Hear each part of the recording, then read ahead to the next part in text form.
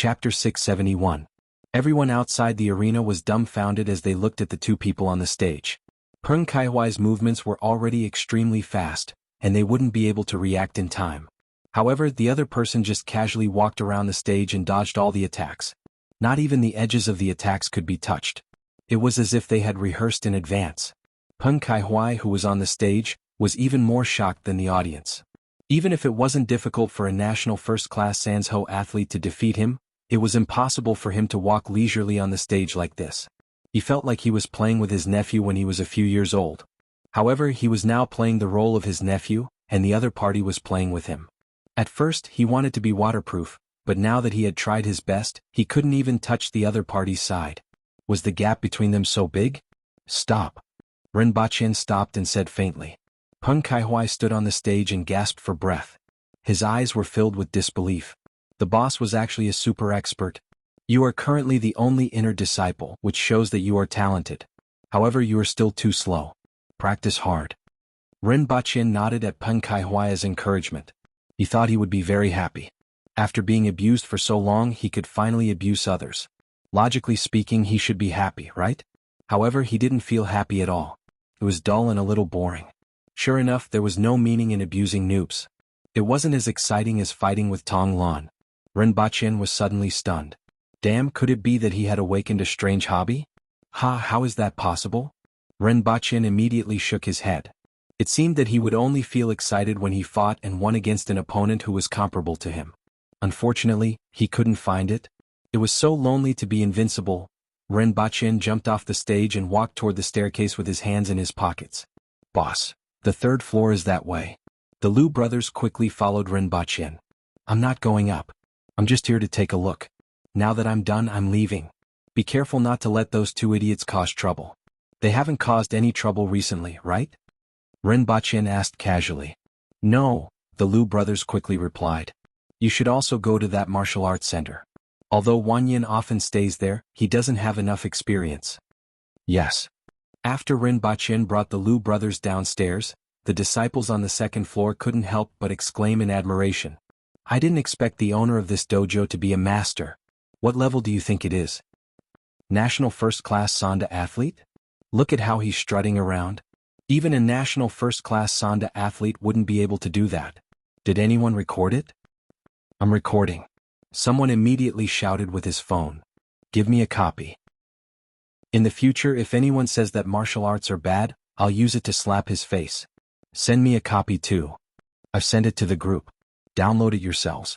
Go back, don't worry about me. Ren Baqin waved his hand at the door. Take care, boss, the two said eagerly behind him. Ren Baqin pushed open the door and saw the Empress standing on the other side of the car. Her fine black hair was gently fluttering in the wind. As expected, there were many people standing around sizing up the Empress. So many people? And he's even taking pictures with his phone? Can't you be a little more shameless? Ren Baqin aggressively strode over. When he turned around, he immediately knew why so many people were looking at the Empress. The Empress was leaning against the car and fiddling with her phone.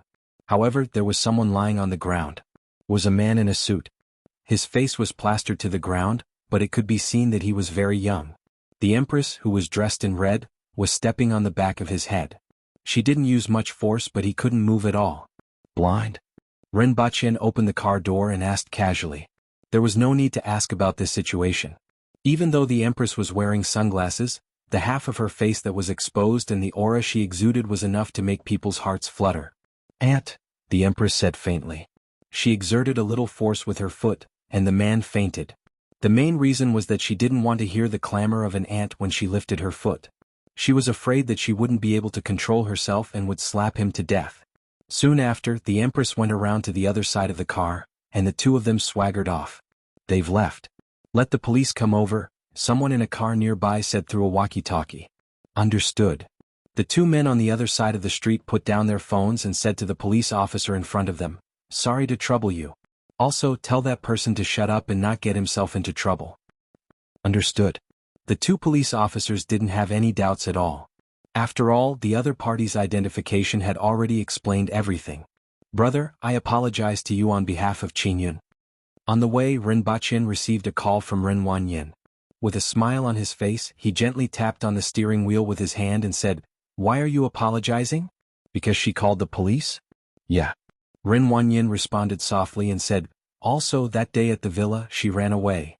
Ren Baqin said unhurriedly, actually there's no need to apologize. You can see that she has a good upbringing.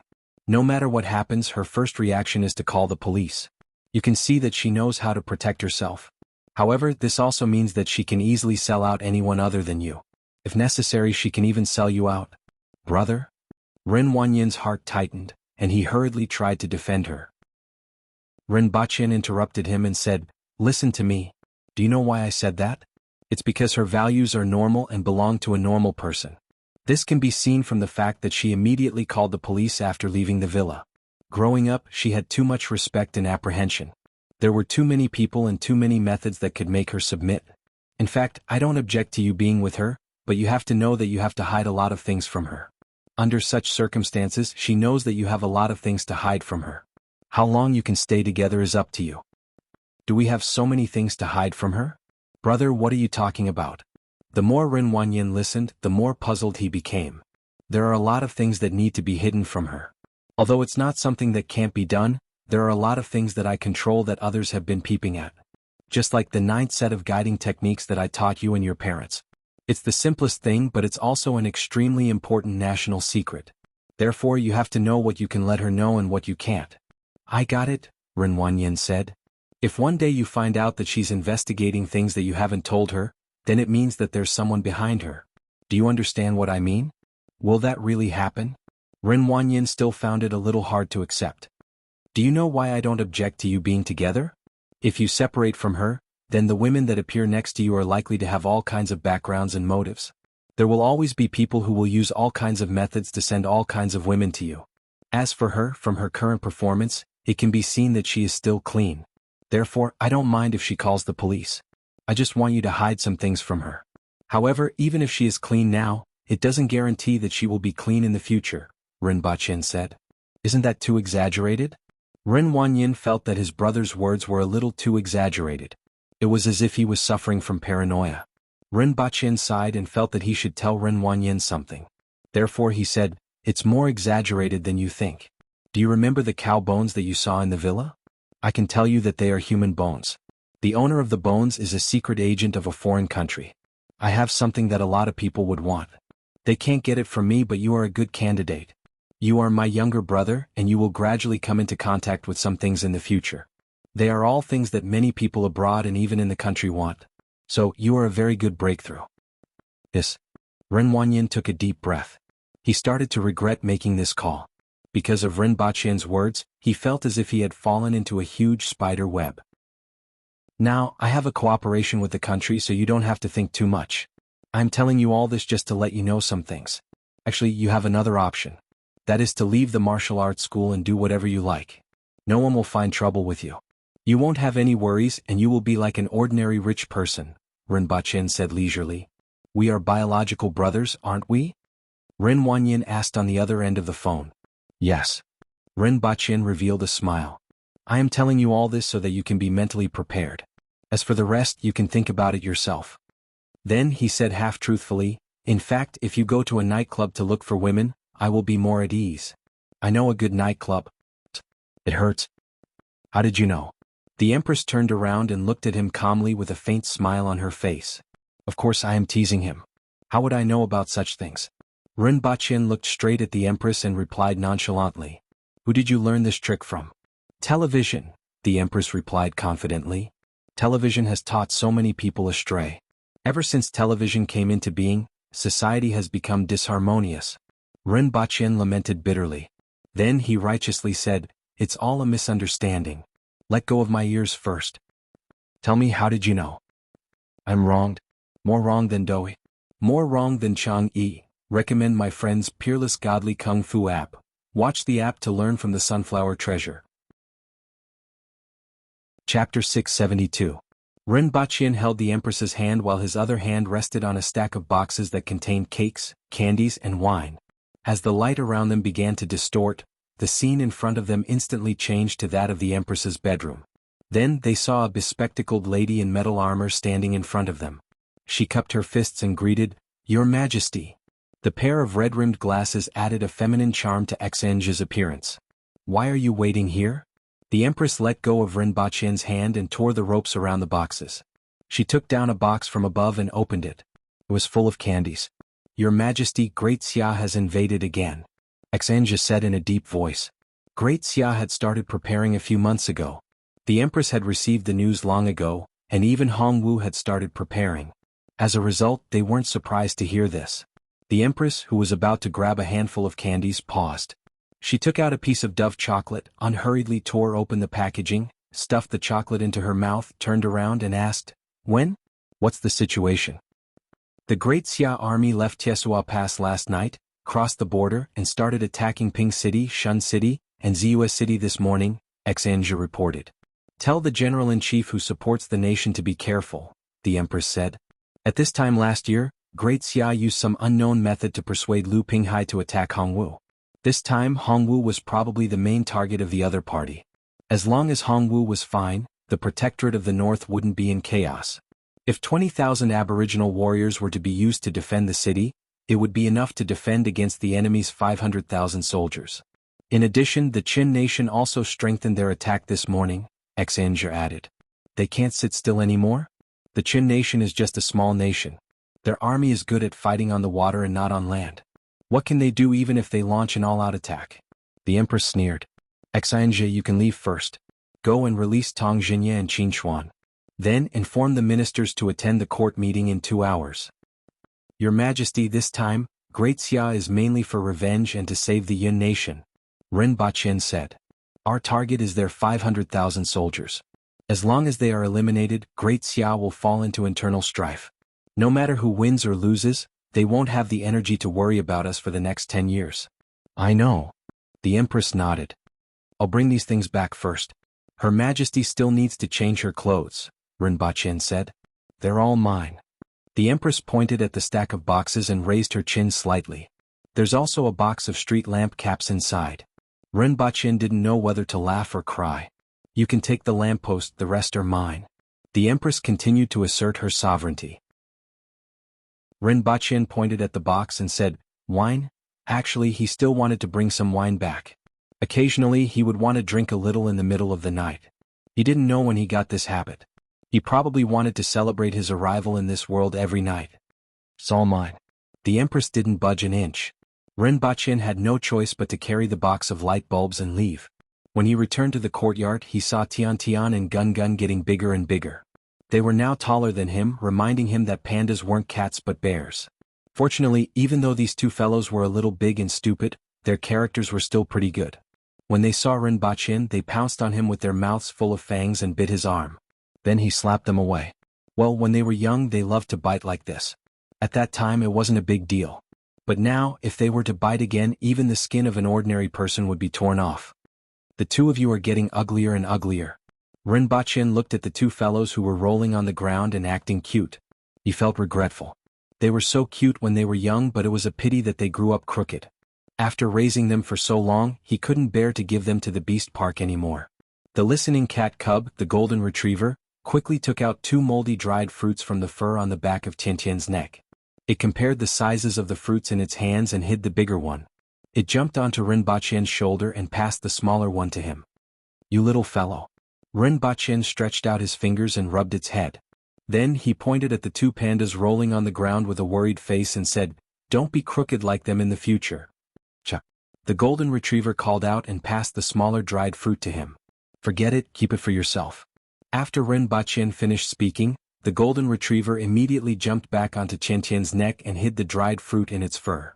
"Indeed, it's made of plastic." Rinpoche couldn't help but shake his head. He opened the box and called 2 guards to follow him to change the light bulbs of the street lamps. At noon the next day, the plaza between Beihong District and Julian District was crowded with people. The blazing sun in the sky didn't reduce the enthusiasm of the people around the plaza. The entire Public Order Bureau was mobilized to keep the onlookers away. "What are so many people doing?" A passerby who was carrying goods asked in confusion when he saw the situation. "I don't know. I heard that Her Majesty will be here in a while," the person who was called immediately replied. "Roughly when?" "I don't know the exact time, but it should be soon." Upon hearing this, the passerby started to hesitate. Was it more important to deliver the goods or to wait and see the Empress? These two thoughts battled intensely in his mind for 2 seconds, and the thought of waiting to see the Empress won a hard-fought victory. At this moment, waves of cheers came from the crowd in the distance. "Your Majesty! Your Majesty! Your Majesty!" Chaotic shouts spread throughout the plaza. Upon hearing this voice, everyone knew that the Empress had arrived. Sure enough, the crowd began to part like a tide, and the Empress's imperial carriage, which was followed by 2 rows of guards, slowly entered the plaza. Following the Empress were the court officials. "Your Majesty! Your Majesty! Your Majesty!" As the curtain of the imperial carriage was lifted, everyone saw the Empress get up and step out of the carriage, and there was another round of cheers. "Her Majesty is really loved and respected," Rinpoche said. "Because Her Majesty is the most beautiful treasure of Dayo," Tong Jinya said. He then looked at Rinpoche with a look that said, "You've taken advantage of me. Her Majesty taking a fancy to you is the greatest blessing in your life. Because of the many decrees issued by Her Majesty, a lot of the burden on the people has been lightened. Moreover, Her Majesty is the Empress of the Aboriginals, so the people will naturally love and respect her," Tuwan added. Everyone dismounted from their mounts and looked up at the cement building that was about 60 meters tall. The building was very rough and didn't have much decoration. In the eyes of the Aboriginals, as long as it was big enough, it would meet their aesthetic standards. At 60 meters tall and 67 meters, it could be said to be the tallest man-made building in the world. To the Aboriginals, it was already a masterpiece. In the end, under Rinpoche's strong request, a layer of colorful stones of different sizes was pasted on the surface as decoration, giving the bell tower a dreamy look. At this time, the top of the bell tower was completely covered with the Empress's favorite red silk cloth. Ever since the clock was installed, no one had seen its true appearance. Chapter 673. At this time, the wooden door at the bottom of the clock tower was open, and a few men in coarse clothes walked out of the tower. The one in front was the old man that Rinpoche had met before. He was Zhang Juanjing's elder and the current leader of the Zhang family in Lan City. He was the first to step forward and cupped his hands. "Greetings, Your Majesty and Sirs. Are the adjustments complete?" Rinpoche stepped forward and asked. The old man and the people behind him were originally suppressing their excitement, but now they were in full bloom. Everyone's face was glowing. "Sir Rin, everything is ready. In another 15 minutes, the first bell will ring." Although Rinpoche was the one who took out the blueprint of the clock tower, the dials and the mechanical structure inside were completely completed by the Zhang family. It was a great honor for the Zhang family to have this clock tower appear in the world. As long as this clock tower existed, the name of the Zhang family would be remembered. Even if this clock tower was gone, the name of the Zhang family would definitely be mentioned in the history books in the future. How could they be excited about going down in history just like that? At this time, the Zhang family was really impressed by Rinpoche. Everything that Rinpoche took out could benefit the Zhang family's craftsmen, and they could even gain a great reputation. It was really not a loss to work for such a person. "Just don't make any mistakes," Rinpoche reminded. "Sir Ren, don't worry. We have already simulated it many times in the residence. We started checking the clock tower yesterday and there are no problems. I can guarantee with my head," the old man said. "Keep your head. This thing is still a dead object and isn't as important as your head." Rinpoche shook his head. Master craftsmen were also rare talents in this world. "Thank you, Sir Rin. I'm confident." The old man smiled. Rinpoche's words warmed his heart. After all, it felt good to be valued, especially when the other party was an expert in this field. It seemed like it wasn't a bad move to move the whole family to Dayo. "Calculate the time and remind me when there's still 15 minutes left," Rinpoche said. "Don't worry, my lord." The old man looked up at the sun, then took out an hourglass and held it in his palm. Taking advantage of this time, the others were also sizing up the colorful clock tower. The stone decorations on the surface made this clock tower a little different from the rough style that Dayo had always had. However, under the sunlight, it reflected various colors of light, which was a kind of dreamy color. "Does Your Majesty like it?" Rinpoche whispered into her ear. "Not bad." The Empress nodded. "I want to build one in the palace. Why don't we build another observatory on top of the clock tower? At night, I can accompany Your Majesty to watch the stars from there." "Observatory?" The Empress turned her head and asked. "A place to look at the stars. The roof is fine. We can also install telescopes in the observatory, and the starry sky will be even more beautiful. His Majesty hasn't seen it with the telescope yet. Astronomical telescopes can zoom in on the starry sky by 100 or even 1,000 times. When the time comes, we can drink under the stars and enjoy the scenery of the night sky. Isn't that great? When the Empress heard this, she felt a little tempted. Then I would like to take a look. Remember, it must be prettier than this. Okay. Rinpoche felt countless murderous gazes around him and gently laughed in the Empress's ear. These people's gazes were like needles, and Rinpoche felt that his back was about to be pierced with countless holes. This is my wife. Are you guys going to bite me? I want to whisper in front of all of you. Rinpoche simply didn't retract his head. Instead, he moved his lips closer to the Empress's ear as if he was placing his head on her shoulder. Many people around him were enraged. Although they already knew that Her Majesty had chosen a husband and had seen him more than once, they were still enraged to see this scene. What are you doing? The Empress noticed Rinpoche's strange behavior and frowned.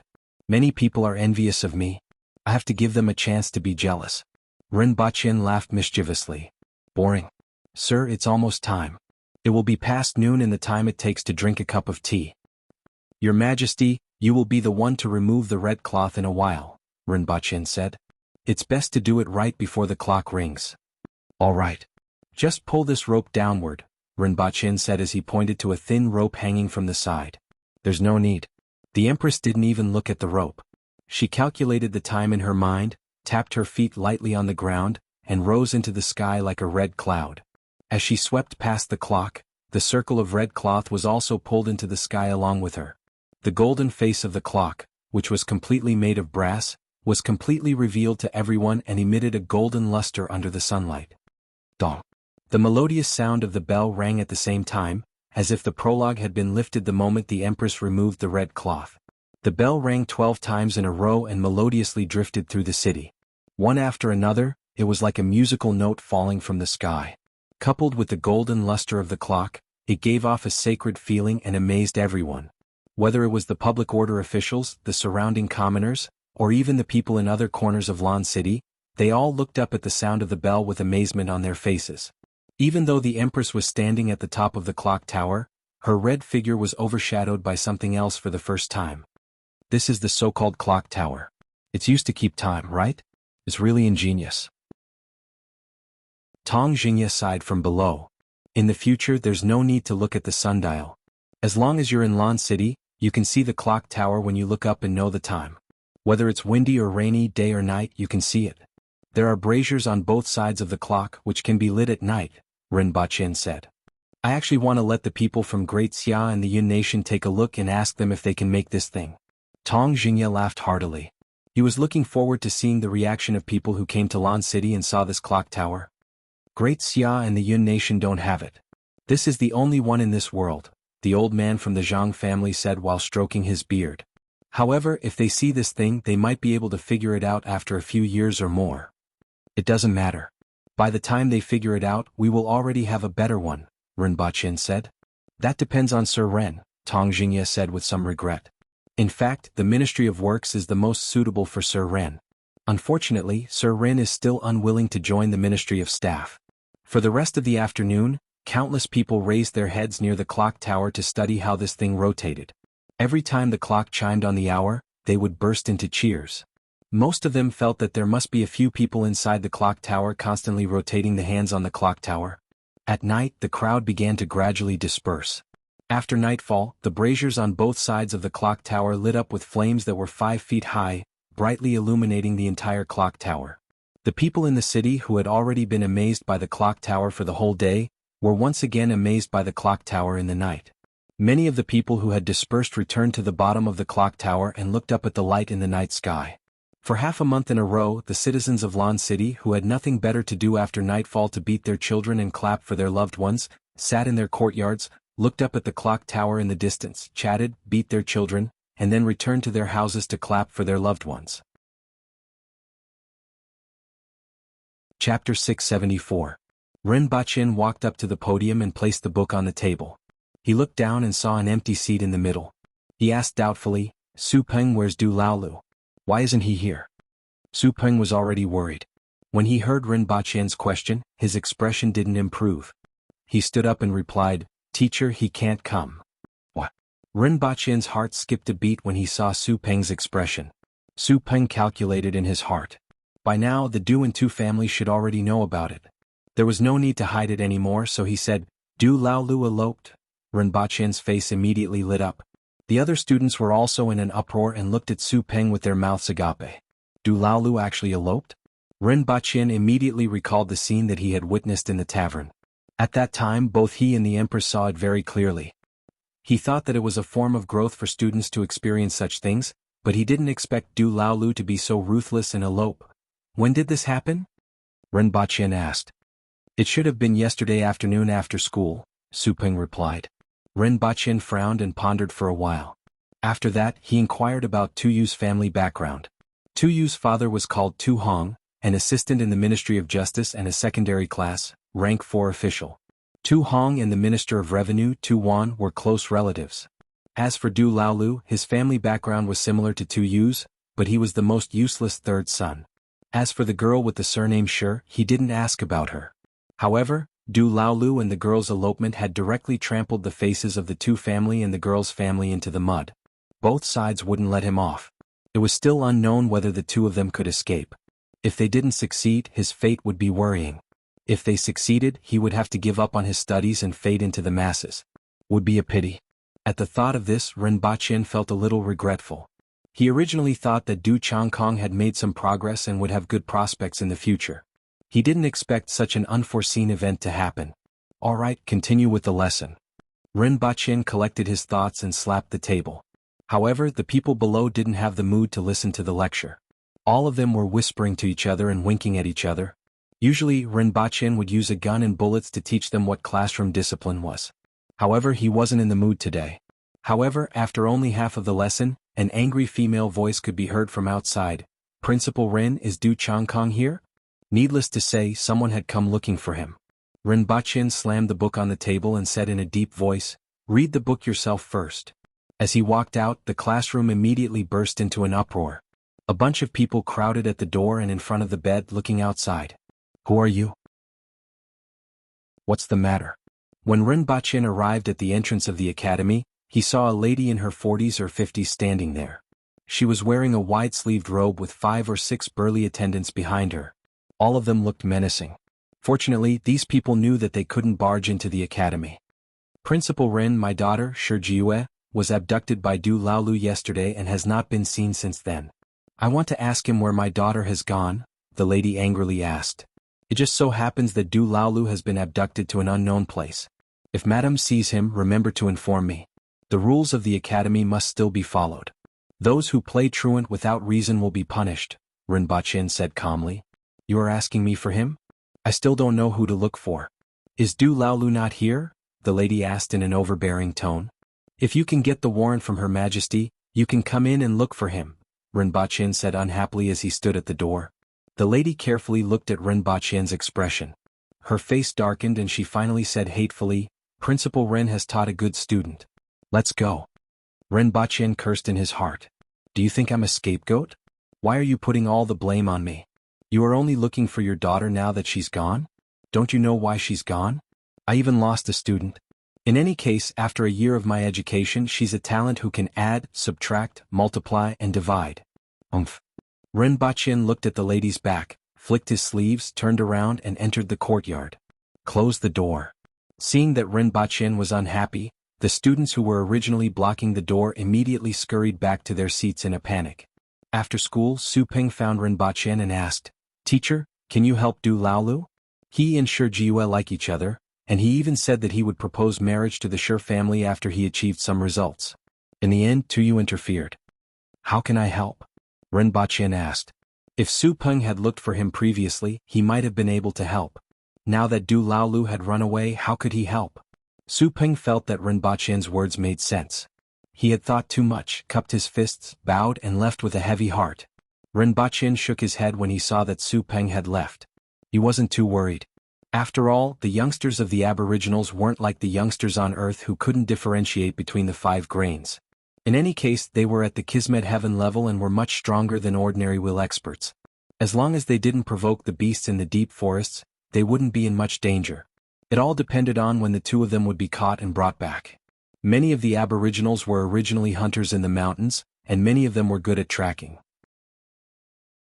Rinpoche wasn't optimistic that the two of them would be together after eloping, and it was only a matter of time before they were caught and brought back. After returning to the palace, Rinpoche first asked for the Empress's whereabouts. She was still discussing with the ministers about Great Xia's movements in the imperial court. This was because Great Xia's movements over the past half a month seemed to be very aggressive on the surface. They had been attacking the cities non-stop for more than half a month, but the 500,000 soldiers surrounding the three cities hadn't made much progress for more than half a month. This was somewhat suspicious. In the previous battle, Ziua City was breached in just one night. The Deputy Protector General was besieged by many experts and died on the spot. With such a comparison, the problem could be seen. After returning to Pingle Park, Rinpoche gave Tian Tian and Gun Gun, who were about to pounce on him, a slap each. Then he strolled to a lake in the palace. The lake wasn't considered big and its diameter was less than 300 meters. There weren't any waterside pavilions or pavilions on it, and it was surrounded by a circle of trees. Through the clear lake water, Rinpoche could see a guy with a body full of green scales lying at the bottom of the lake. Rinpoche first found a comfortable place to sit. It was a rock that protruded from the shore. He felt pretty good as he sat there and enjoyed the surrounding brightness. Then he shouted, "Chishui." At the bottom of the lake was the Kirin that Rinpoche had ridden before. However, it plunged into the lake after returning to Dayo. Rinpoche would occasionally come to take a look when he had nothing to do, but he had never seen it come out. Rinpoche sat on the shore and muttered, "Everyone has some ideals or dreams.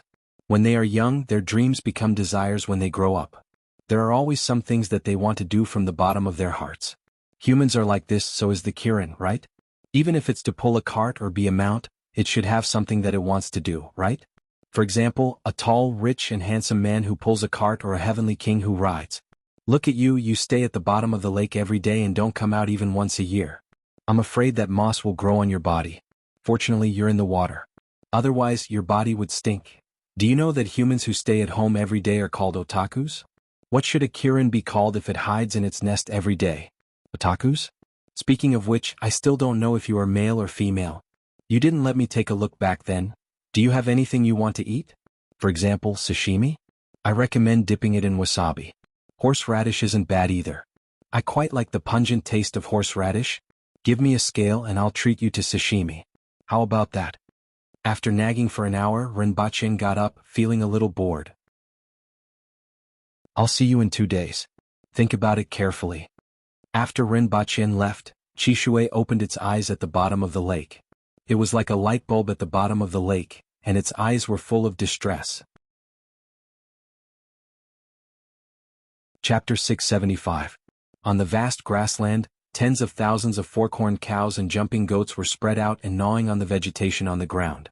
The sound of hooves could be heard, and a group of cavalrymen riding fork-horned cows appeared at the edge of the grassland. The leader of the group was a bald, burly man. His eyes scanned the entire grassland like a falcon and paused at a certain spot. "Have you found any traces of them?" a lady behind him asked. "No," the burly man replied in a deep voice. He then lowered his head to identify the traces on the ground, pointed in a direction and said, "They went in that direction. Chase after them."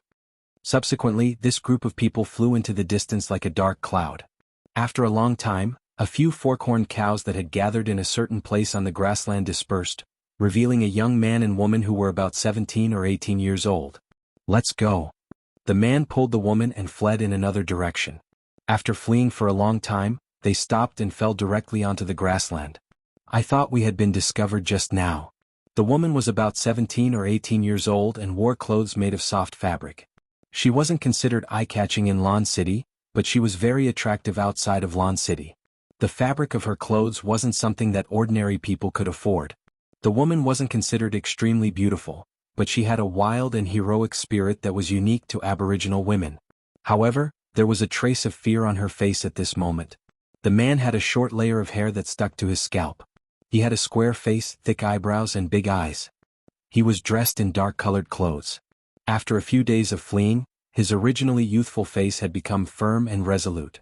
He didn't say anything after hearing the woman's words, but he felt that they had been discovered just now. The person leading the group was the residence's guard, Du Yong. He took care of Du Laolu in private, so he pretended not to see Du Laolu. I have let you down. Du Laolu sighed. The other party had already chased them nearby, and the chances of them escaping were very small. At this moment, there wasn't much fear in Du Laolu's heart. Instead, he felt unreconciled and guilty towards the people around him. If it wasn't for him, the other party wouldn't have had to flee with him from a luxurious life in the Du residence. I did it willingly. Shijie held his hand tightly and consoled him. The trace of fear on her face disappeared in an instant and was replaced by a sense of determination. We will definitely escape.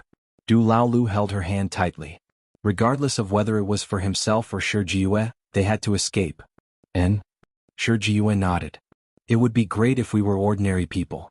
You wouldn't be criticized because of your talent, and I wouldn't be forced to marry out. I would be able to live an ordinary life like an ordinary person. That's also something I yearn for.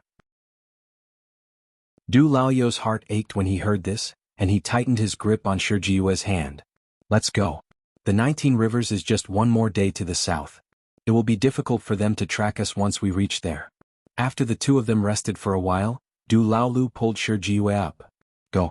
After a day and a night, the two of them were drenched in sweat. They had originally estimated that they would reach the 19th river in a day and a night, but because they encountered a search party halfway, they had no choice but to change their route. In the end, after a day and a night, they still did not see them. Hold on a little longer, we are almost there. Shijie dragged Du Laolu up a hill. At this point, Du Laolu was already exhausted. He could only rely on Shijie, who was much stronger than him, to drag him along. We are there. We are almost there. Shijie gritted her teeth as she climbed with all her might. Even she felt her body go limp at this point, and she was almost at the end of her rope. The two of them had been on the run for 4 whole days. During the last 2 days, they basically didn't eat anything and only ate some wild fruits that they picked along the way to fill their stomachs. However, this was far from enough to satisfy the consumption of their bodies. If it wasn't for the thought that they would have a chance to escape as long as they could reach the 19 Rivers, which was close at hand, she wouldn't have been able to hold on. Their clothes were covered in mud, and many parts of their clothes were tattered. They looked much more pathetic than they had a day ago. After dragging Du Laolu to the top of the hill, Du Laolu immediately collapsed to the ground and gasped for breath. Shijie struggled to stand and look into the distance. Listen, there is the sound of flowing water. We are not far from the 19 Rivers. We just need to cross this forest in front of us. Shijie sat on the ground with joy. I heard it. We are about to successfully escape. Du Laolu said with difficulty as he gasped for breath. It's a pity that you can't cross the forest. A man said as he walked out of the forest. Du Laolu's expression changed drastically. Du Laolu struggled to get up. When he saw the figure walking out of the forest, his face turned even paler. Father. You have really done well. The man said angrily. Father, let us go. Du Laolu struggled to kneel on the ground. Go. Go where? Where can you go? If you can escape from the pursuit of so many people, I can still look up to you. However, do you think you can hide from others? The Sher family has already set up a trap by the river and is waiting for you. I am here to bring you back so that we can at least save some face, the man said angrily. His voice was filled with resentment that they didn't meet his expectations. 3 days later, the haggard Du Laolu and Shijie were tied to their mounts and escorted back to Lan City. The closer they got to Lan City, the more apprehensive they felt. When they were about to reach the city gates of Lan City, Du Laolu immediately saw that among the people waiting outside the city gates were his mother, his good friend Su Peng, a few other students from the academy, and Tuyu, whom he hated the most. Tuyu walked to the front of Du Laolu and Shijie and looked deeply at Shijie. His eyes were filled with complex emotions, admiration, and hatred. I used to like you very much. Tuyu's voice was very hollow. But I have always liked you. Shijie's face was frosty. A strange smile appeared on Tuyu's face. The marriage has already been decided. Even though such a thing has happened, I will still marry you. His laughter was filled with coldness. Then he approached Du Laolu and said softly, Do you think you can escape? Do you think you can remain unscathed after trampling on the Sher and two families' faces? Do you know, I really like to see you struggle like bugs with their tails stepped on? However, you are powerless and can only struggle in vain. I want to challenge you to a duel. The winner can marry Shijie. Du Laolu suddenly roared. He knew that if nothing changed, Shijie would definitely marry Tuyu. Tuyu might have loved Shijie in the past, but his words just now made him realize that he would definitely take revenge. He definitely couldn't let Shi Jiue marry Tuyu, even if it meant death. Useless. What a disgrace. A man sitting on a mount behind Du Laolu scolded angrily when he heard his roar. However, he didn't stop Du Laolu. Our marriage has already been decided. Tuyu smiled. Regardless of whether I accept the duel or not, I will marry Shi Jiue. What are you going to use to challenge me? Do you have the capital? You are just a useless person. Even the person you like is already engaged to me. You have nothing. Chapter 676. You were the one who proposed the duel and the two family agreed to it. The duel will be held in a week. You are not allowed to go out until then. Du Laoyu's father threw him into the room and said to him. Before leaving the room, he thought of something and turned to look at Du Laolu. You are really useless. However, I sent you to the Black Bamboo Academy so that you can defeat others one day, not so that you can keep losing. He turned around and slammed the door. Send him 3 meals a day and don't allow him to go out. Sir, someone from the Su family wants to see him. Let him in.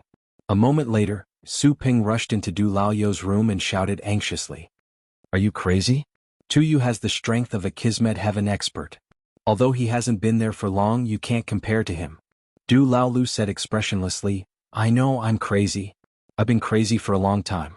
I would only elope with Jiwei if I were crazy, but I have to be crazy this time. If Jiwei marries Tuyu, he will definitely not let her off. What should we do now? Your duel is in a week.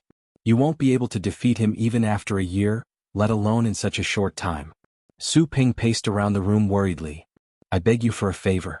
Du Laolu sat in front of the table and held his head with one hand. Su Ping stopped pacing and looked at Du Laolu. Say it. I will definitely help if I can. Du Laolu raised his head and said seriously, I should have gone personally, but I can't go out. Help me ask Yagüe. He must have a way. Su Ping hammered his bald head. This was a solution. There was no doubt that Yagüe's strength was low. A year ago he couldn't even defeat a child. However, Yagüe had a lot of good stuff in his hands. If he could get a few of them, he might be able to win. All right. Su Ping immediately nodded. I will ask Yagüe tomorrow. The next morning, Su Ping was surrounded by many students when he arrived at the academy. Du Laolu was caught? Although he was caught, he still acts like a man. He challenged Tuyu? He is definitely not Tuyu's match. What is he thinking? What do you think? In this kind of situation, even if they died, they had to fight. He abducted Shi Jiue and ended up being caught. Now Tuyu hates Shi Jiue too. If Du Laolu were to cower now, I would look down on him. That's enough. Stop arguing. Su Ping had no choice but to shout. No matter what, Du Laolu is my brother. I will definitely help him this time. Everyone help me think of a way to defeat Tuyu. After that, everyone quieted down, frowning and thinking hard. Four-way heaven can't possibly win against Kismet heaven. Tong Lan snorted. It's impossible to win using normal methods, but if you want to use abnormal methods, you'll have to ask Yagüe, Shirgan said with a chuckle. Su Ping nodded and said, I think so too. I'll go and beg Yagüe later. Shirgan thought about it and said, I'll go with you. It's best to send more people. Tong Lan, are you going? Not going. Although Shi Jiue is a little pitiful, I don't want to beg him.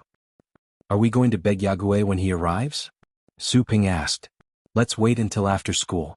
After class, Rinpochen returned to his office and sat down. Then he saw a few people rushing in. They were Su Peng, Shirgan and 2 girls.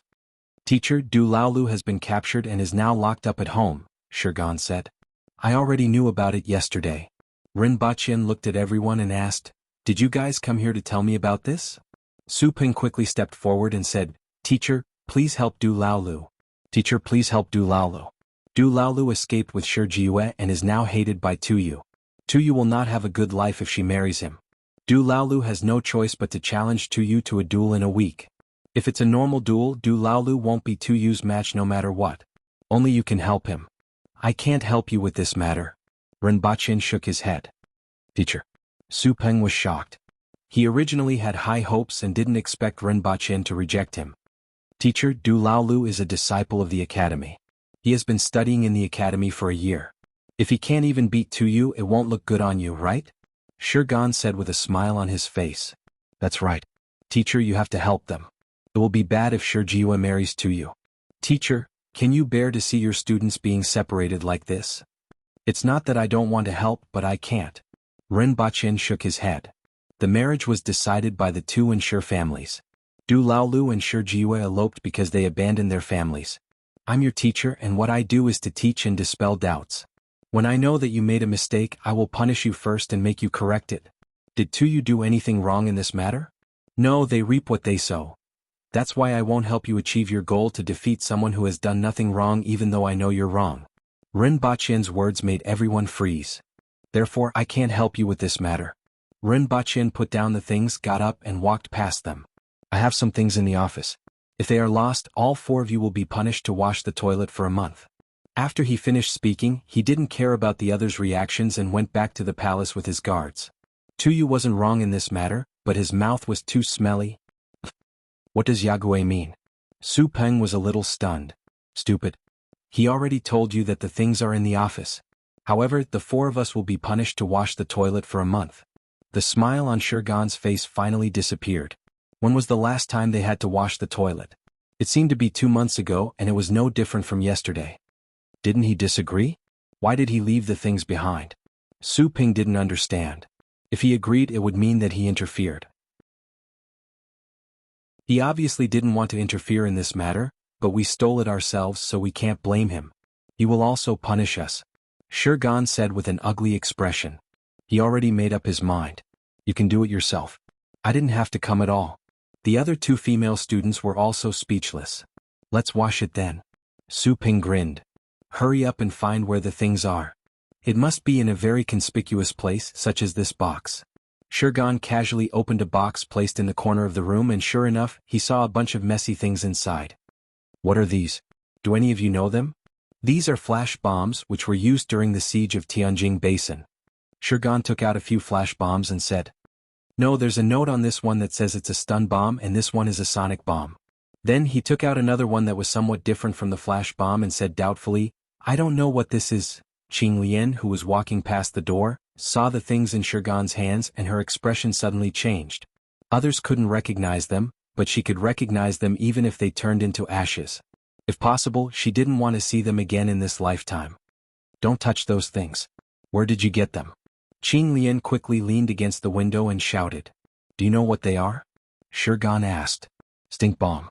The Emperor of Great Xia was killed by this thing. Qing Lian said with an ugly expression. Ah. The few of them were shocked. Once they heard Qing Lian's words, they knew what they were. This was a great killing weapon. The problem was that this thing was used to perish together with the enemy. There's also this. I remember that many adults wear this. It's sunglasses. It can block out strong light. Let's look again. There might be other useful things. Since we are going to be punished anyway, it's not a loss to take more. There are 2 sticks here. It's written stun baton on them. The bottom of this shoe is full of nails, and a dagger can pop out from the front. Keep them well. We'll take them all away later. Yagüe really doesn't mean what he says. He actually prepared so many things and said that he didn't want to intervene. I knew it. After all, Du Laolu is his student. He can't possibly watch Du Laolu lose. Where's Yagüe's gun? Let's look. Chapter 677. The duel between Du Laolu and Tu Yu was only between the younger generation of the 3 families. The huge gap in strength between the two made the 3 families believe that this duel was just a formality. Even the Du family felt the same way. As a result, no one publicized it or paid attention to it. Even Tu Yu's aunt Tu Wan didn't care. To her, this was just a fight between children. If it wasn't for the elopement of Du Laolu and Shi Jiwei, causing the 3 families to search everywhere, Tu Wan wouldn't have heard of this. However, the day before the duel, the Empress suddenly mentioned this matter and revealed that she wanted to take a look. While many people were puzzled, this matter also caught the attention of many people. The location of the duel was almost changed from a small courtyard to the square in front of the palace. When Ren Baqin heard this news, he immediately felt like he was lying in bed and got shot in the knee. If this duel was really held in the square in front of the palace, he would really be the scapegoat. The Empress wouldn't let him off. The big shots wouldn't let him off either. For the next 10 days to half a month, everyone would first have to stand in that overwhelming stench for half a day before going to court, and then go to court with that stench. That scene was simply unimaginable. Can't it be held in front of the palace? What? The Empress was puzzled when she saw Ren Baqin's big reaction. No matter what, it can't be. That's simply suicidal. Ren Baqin looked solemn. Did you intervene? What did you give him? The Empress asked. No, absolutely not. Ren Baqin repeatedly denied. In fact, he was in the wrong in this matter. Why would I intervene in this matter? Although I don't care, this matter was indeed caused by the two of them and they should be punished, the Empress said. Your Majesty, do you still want to go and watch? Didn't you say it intentionally or unintentionally? Seeing that you have this idea, I will go and take a look. In any case, the students in the academy are as weak as you. The Empress raised her pinky finger. Ren Baqin saw that this matter couldn't be tolerated and had to prove himself. The brain is the greatest weapon. If we compete in mathematics, physics, and chemistry, I would like to say that there is no one in Dayo who can fight. Well, I understand, the Empress said perfunctorily. And then? Why not in front of the palace? I lost some things. One of them is a skunk bomb. Ren Baqin grunted. The Empress turned her head abruptly and sneered. Lost it? Ren Baqin replied seriously. It was stolen. The students these days even dare to steal the things I put in my office. I must punish them later. Forget it, I'm not going to watch anymore. Ask them to move the location further away. The Empress shook her head. His Majesty said that he was going to take a look today. It's not good to go back on his words. I feel that the location for the lantern grabbing contest is not bad. It's big enough and has good ventilation. The wind has been blowing from the southeast recently, so there won't be any problems as long as we sit in the wind shelter. Just after noon the next day, Ren Baqin accompanied the Empress out of the west gate. There was a large open space in the distance and there were already people waiting there. Most of the 50 students from the academy had arrived. The people from the Du, Tu, and Shi families had also arrived and were sitting not far away from each other. Tu Wan, Tong Jinye, and Shi Qing had also come. Among them, Tu Wan came because her nephew and the Empress was coming. Tong Jinye and Shi Qing came because Tong Lan and Shi Qing were attending classes at the academy. Naturally, they wanted to see how the students from the academy would fight against opponents who were one level higher than them. They might be able to watch a good show. There were also some mid-level and low-level officials who found a place to sit nearby. Most of them were from the Ministry of Justice, the Ministry of War, and the Ministry of Appointments. They were old friends with the three families and wanted to see what the Empress cared about in this contest. When they arrived, the Empress lifted the curtain and casually said, I'm just taking a look. You don't have to worry about me. She then drew a card from Ren Baqin's hand. He frowned when he saw that there was an ace and a 2 in his hand. Ren Baqin looked at the ace in his hand, chuckled, and extended his finger toward the ace in the Empress's hand. However, before his finger could touch it, the Empress's face turned black and her eyes emitted a cold glare. Ren Baqin smiled at the Empress. Am I the kind of person who would give up because of a mere threat? Am I that kind of person? Of course I'm going to draw the 2 back. The Empress didn't wait for Ren Baqin to retract his hand. She quickly took the remaining ace from his hand and threw it in front of her. I win. This kind of small game naturally can't stump you, Your Majesty. Ren Baqin laughed. The Empress then picked up a brush and drew a mustache around Ren Baqin's mouth. She nodded and said, This looks much more pleasing to the eye. Ren Baqin pinched his chin and said, Sure enough, I look more manly with a mustache.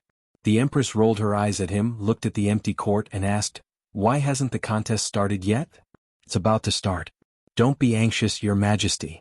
Tong Jinye, who wasn't far away, stroked his mustache and gave the Empress a smile that said, Do you think my mustache looks good? The Empress's eyes twitched when she saw this. It's time to go on stage. Ren Baqin said. Which direction is the wind blowing? The Empress asked. Ren Baqin stretched out his hand to feel the outside of the carriage and smiled. Our position is downwind. Your Majesty, why are you asking which direction is the wind blowing? Tong Jinye was puzzled. Nothing, I was just casually asking, Ren Baqin replied. Tong Jinye nodded his head doubtfully and turned to look at the 2 people in the court. They were both 17 or 18 years old, but Tu Yu was slightly taller and more muscular than Du Laolu. Du Laolu looked like he weighed only about 100 kilograms, while Tu Yu was at least 150 kilograms. From their appearances, they didn't seem to be of the same weight class. Aboriginal men below the cardinal heaven level usually had a stronger physique and a weaker physique. As a result, it was easy to distinguish the difference in strength between them. Tu Yu was holding an iron rod that was as thick as one's wrist and weighed more than 50 kilograms. He looked at the tightly wrapped Du Laolu and sneered, I didn't expect Your Majesty to come and watch. No matter what, the outcome of this contest has already been decided. This is your last chance, but it's a pity that you can't grasp it and can only struggle in vain. If you want to blame someone, blame yourself for being too useless. It was unknown where Du Laolu got a cloak and wrapped himself up tightly. Only one of his arms was exposed and he was holding a mace. He didn't reply to Tu. Instead, he turned to look at the crowd at the side of the court, the students from the academy and Shi Jiwe, who was sandwiched in the middle with red eyes and a worried look on her face. Following which, he turned to look at Tu and said, "Even if it's for Jiwe, I have to win even if I have to die." "If it's a contest of eloquence you might really win," Tu said sarcastically. "However, eloquence isn't as useful as strength." One of the guards from the Tu family walked to the center of the court. He raised his hand above his head and then waved it down. Immediately, a shallow scratch appeared on the ground, as if it had been cleaved by something. Chapter 678. Tu wasn't in a hurry to make his move. Instead, he put his hands behind his back, smirked, looked at Du Laolu and said calmly, "Do you want me to give you a handicap?" "Sure." Du Laolu replied expressionlessly. Tu was slightly stunned and couldn't help but laugh out loud. "Ah, good. Haha, you are honest this time." Tu was slightly taken aback. Then he couldn't hold back his laughter and said, "Haha, good, haha, you're honest this time." Tu wiped the corners of his eyes after laughing as if he had just shed tears. Tu laughed, but Du Lao's expression didn't change at all. Shurgan and the others were laughing as well. Tu laughed, but Du Lao's expression didn't change at all. Shurgan and the others were laughing as well. "Let him laugh for a while more. I reckon he won't have a chance to laugh in a while." Su Peng sneered with his arms crossed. "Cleaning toilets for a month just for this scene. It's not worth it." Shurgan laughed halfway, but when he thought of his punishment he couldn't laugh anymore. Tong Lan had gotten a 1-meter-tall tree trunk from somewhere and was swinging her legs on it. She glanced at him and said, "You're a fool." Shurgan's mouth twitched, but he didn't reply. A minute later, Tu saw that Du Laolu was still motionless and said impatiently, "Make your move. What are you waiting for? Don't tell me you're going to keep standing like this?" Can't wait anymore? Are you in a hurry to lose?" Du Laolu sneered. One of his hands was holding a cylinder in his cloak, and the other was hooked onto the ring. "Me? Lose?" Tu laughed. "Are you kidding me? It should be this, right?" Du Laolu thought to himself and then exerted some force. With a soft sound he pulled the ring out. He then raised his arm and the cloak unfolded behind him. Everyone then saw what Du Laolu looked like under the cloak. He was wearing a short skirt made of animal skin and had several ropes tied to his body. There were cylinders and other messy things hanging from the ropes. Whoosh! Tong Jingye and Tu Wan immediately turned around and stared at him. "Sir Ren." Tu Wan couldn't help but say, "It has nothing to do with me. Someone must have stolen something that I left in my office. When I get back I will definitely find out who the thief is and punish him severely." Ren Baqin said solemnly as if it really had nothing to do with him. Since Ren Baqin said so, Tu Wan couldn't say anything else. She could only say resentfully, "I hope so." Du Laolu threw the cylinder in his hand at the other party, took off his sunglasses from the rope, and hung them on his face. Tu looked at the object flying toward him and said, "Small tricks." However, he took a few steps back. It seemed that he was still a little wary of this unknown thing. However, this vigilance did not make his next encounter any better. Bang! The stun grenade exploded in the air. The sudden appearance of an intense light was like the appearance of a sun. At that moment, everyone felt their vision go white. Apart from the white light they couldn't see anything else. The accompanying loud noise made everyone's heart skip a beat. They had no idea what was going on. After more than 10 seconds, everyone gradually regained their vision and could see everything clearly. Everyone at the sidelines was in such a state, let alone Tu. Just now he had been staring at the cylinder. In the end he was blinded by the intense light and the loud noise at close range. He felt as if his head had been hammered and he couldn't hear anything with his ears.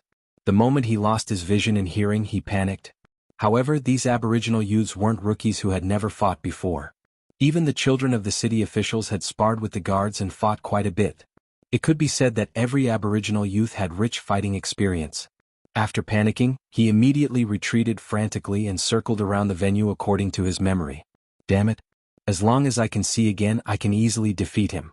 Tu cursed in his heart as he kept changing his position with his eyes closed. Even though he couldn't see, he was much faster than Du Laolu. Furthermore, the venue was huge, so Du Laolu had to constantly adjust his direction to intercept him. However, the sudden loss of his vision still caused him to stagger a little. This was the scene that everyone saw after they regained their vision. The right move.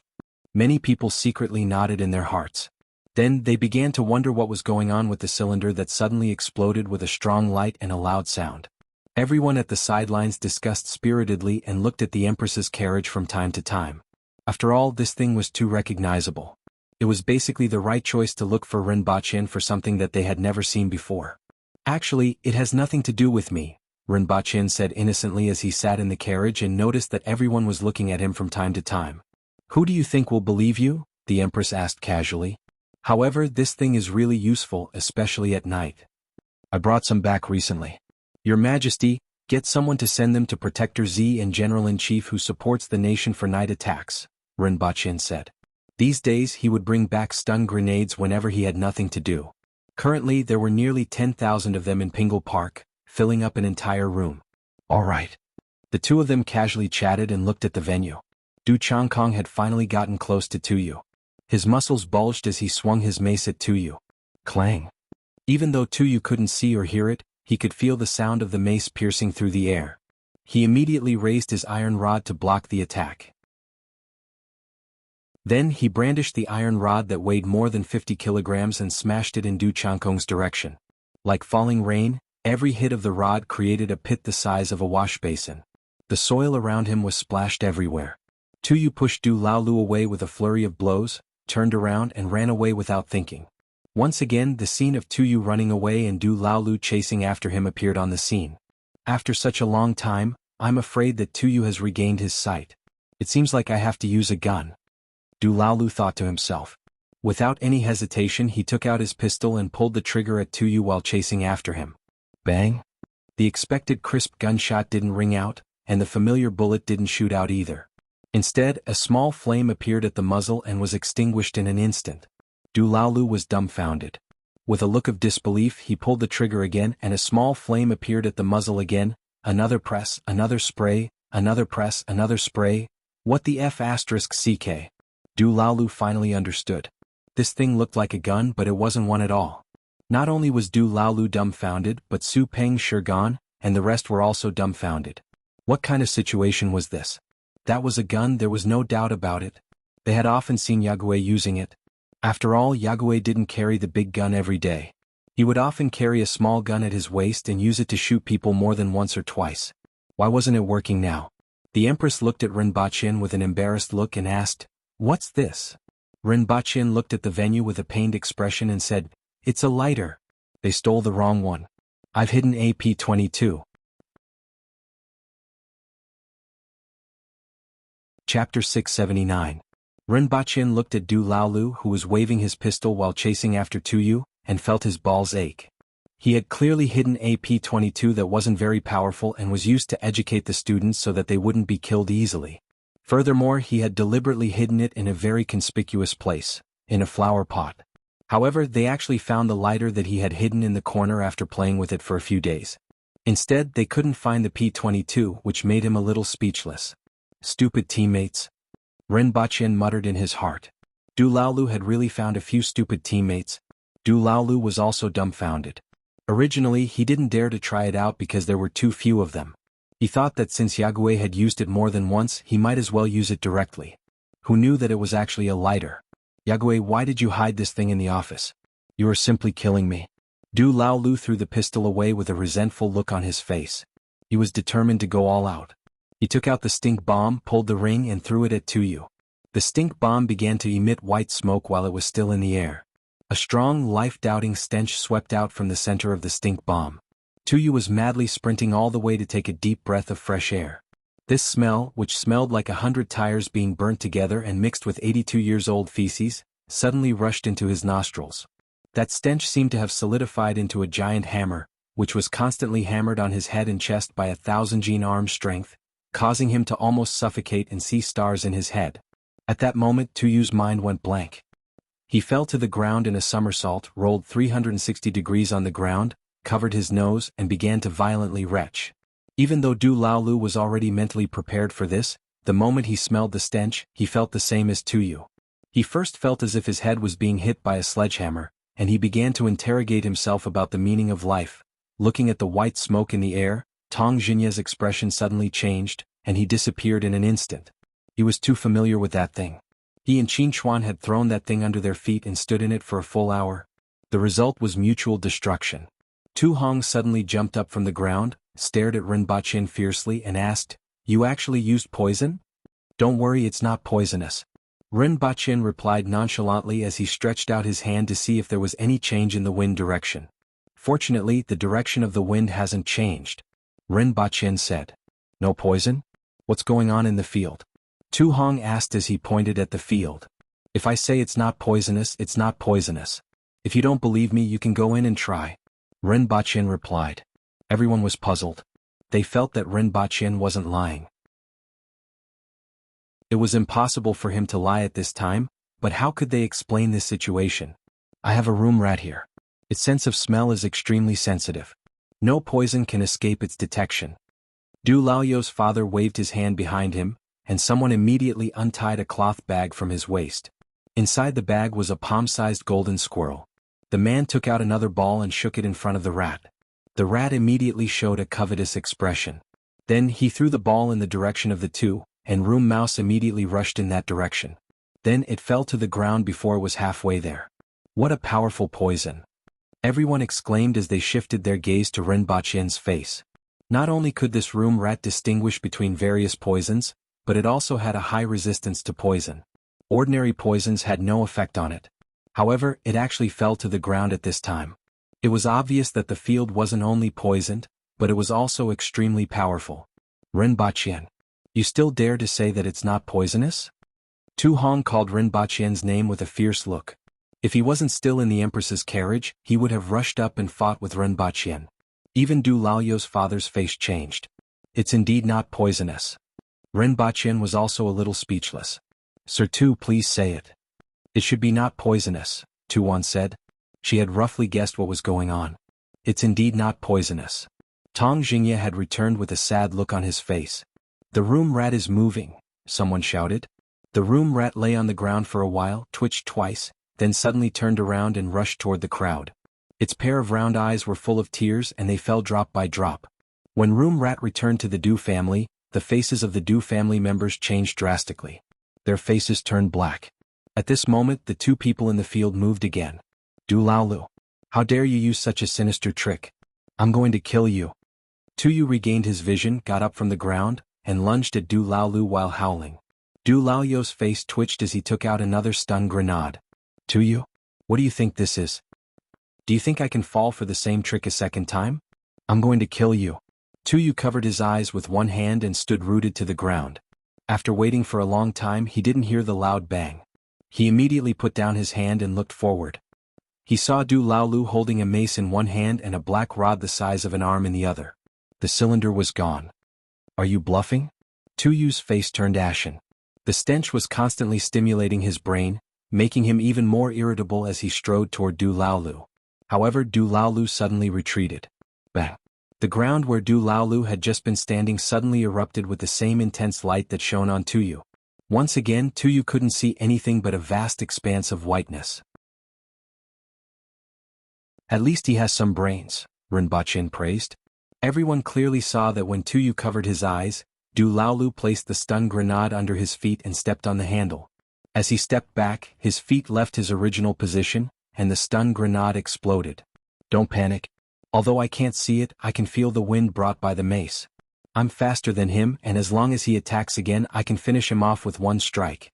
Even if it's an exchange of blows, I can seriously injure him with one strike." Tu Yu suppressed the growing anger in his heart and forced himself to calm down. He had made up his mind to finish off his opponent even if he had to exchange blows with him. However, this time, Du Laolu didn't rush forward to attack like he did previously. Instead, he circled around Tu Yu twice from a few meters away before quietly approaching him like a thief. "It's useless. As long as he wields his weapon, Tu Yu will be able to feel the wind."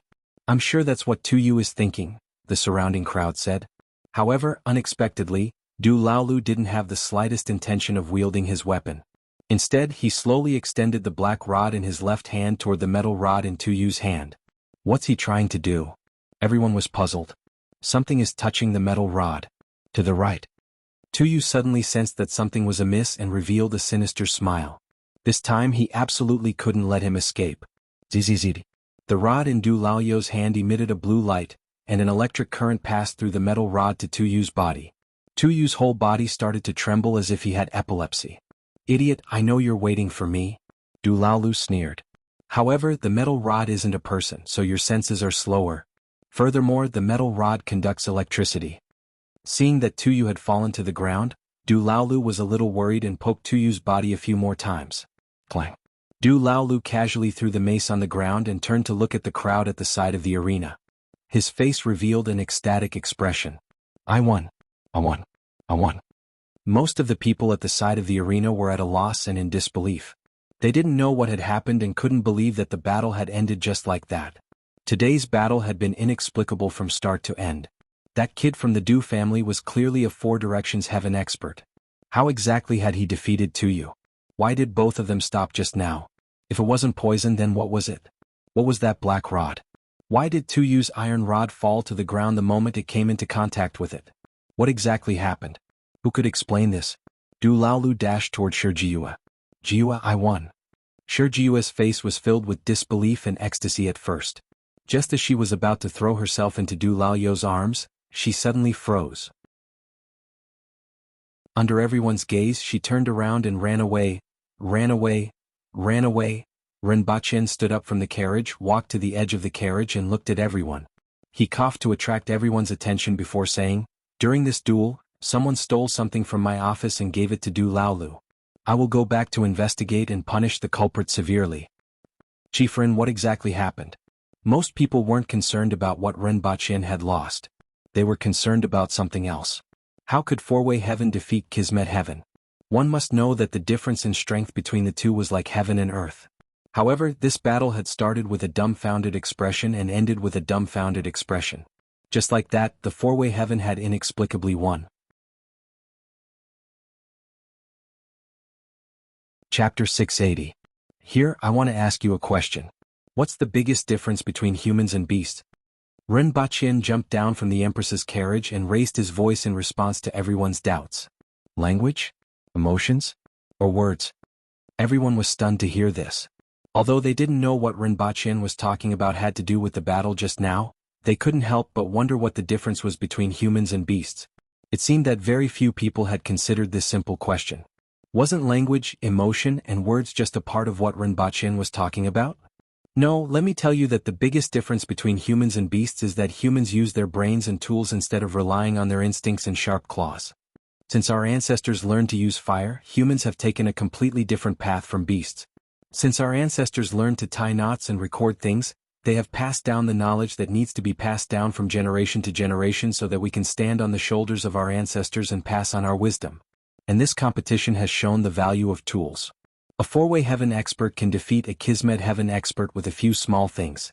Although this isn't absolute, it has a very important meaning. What exactly are those things? Someone asked. Tools. Renbachien said resolutely. Some very cheap things. Renbachien walked a few steps away from Du Laolu and stopped. I'll deal with you later. First, throw those things to me. Renbachien frowned as he caught the two stinky stun grenades that Du Laolu threw at him. He held them between his fingers and showed them to everyone. These are stun grenades. They're very simple things that can be made from ammonium and magnesium, which can be found in plants and soil. In other words, plants and soil can be turned into these things after some processing, and they're very cheap. How cheap are they?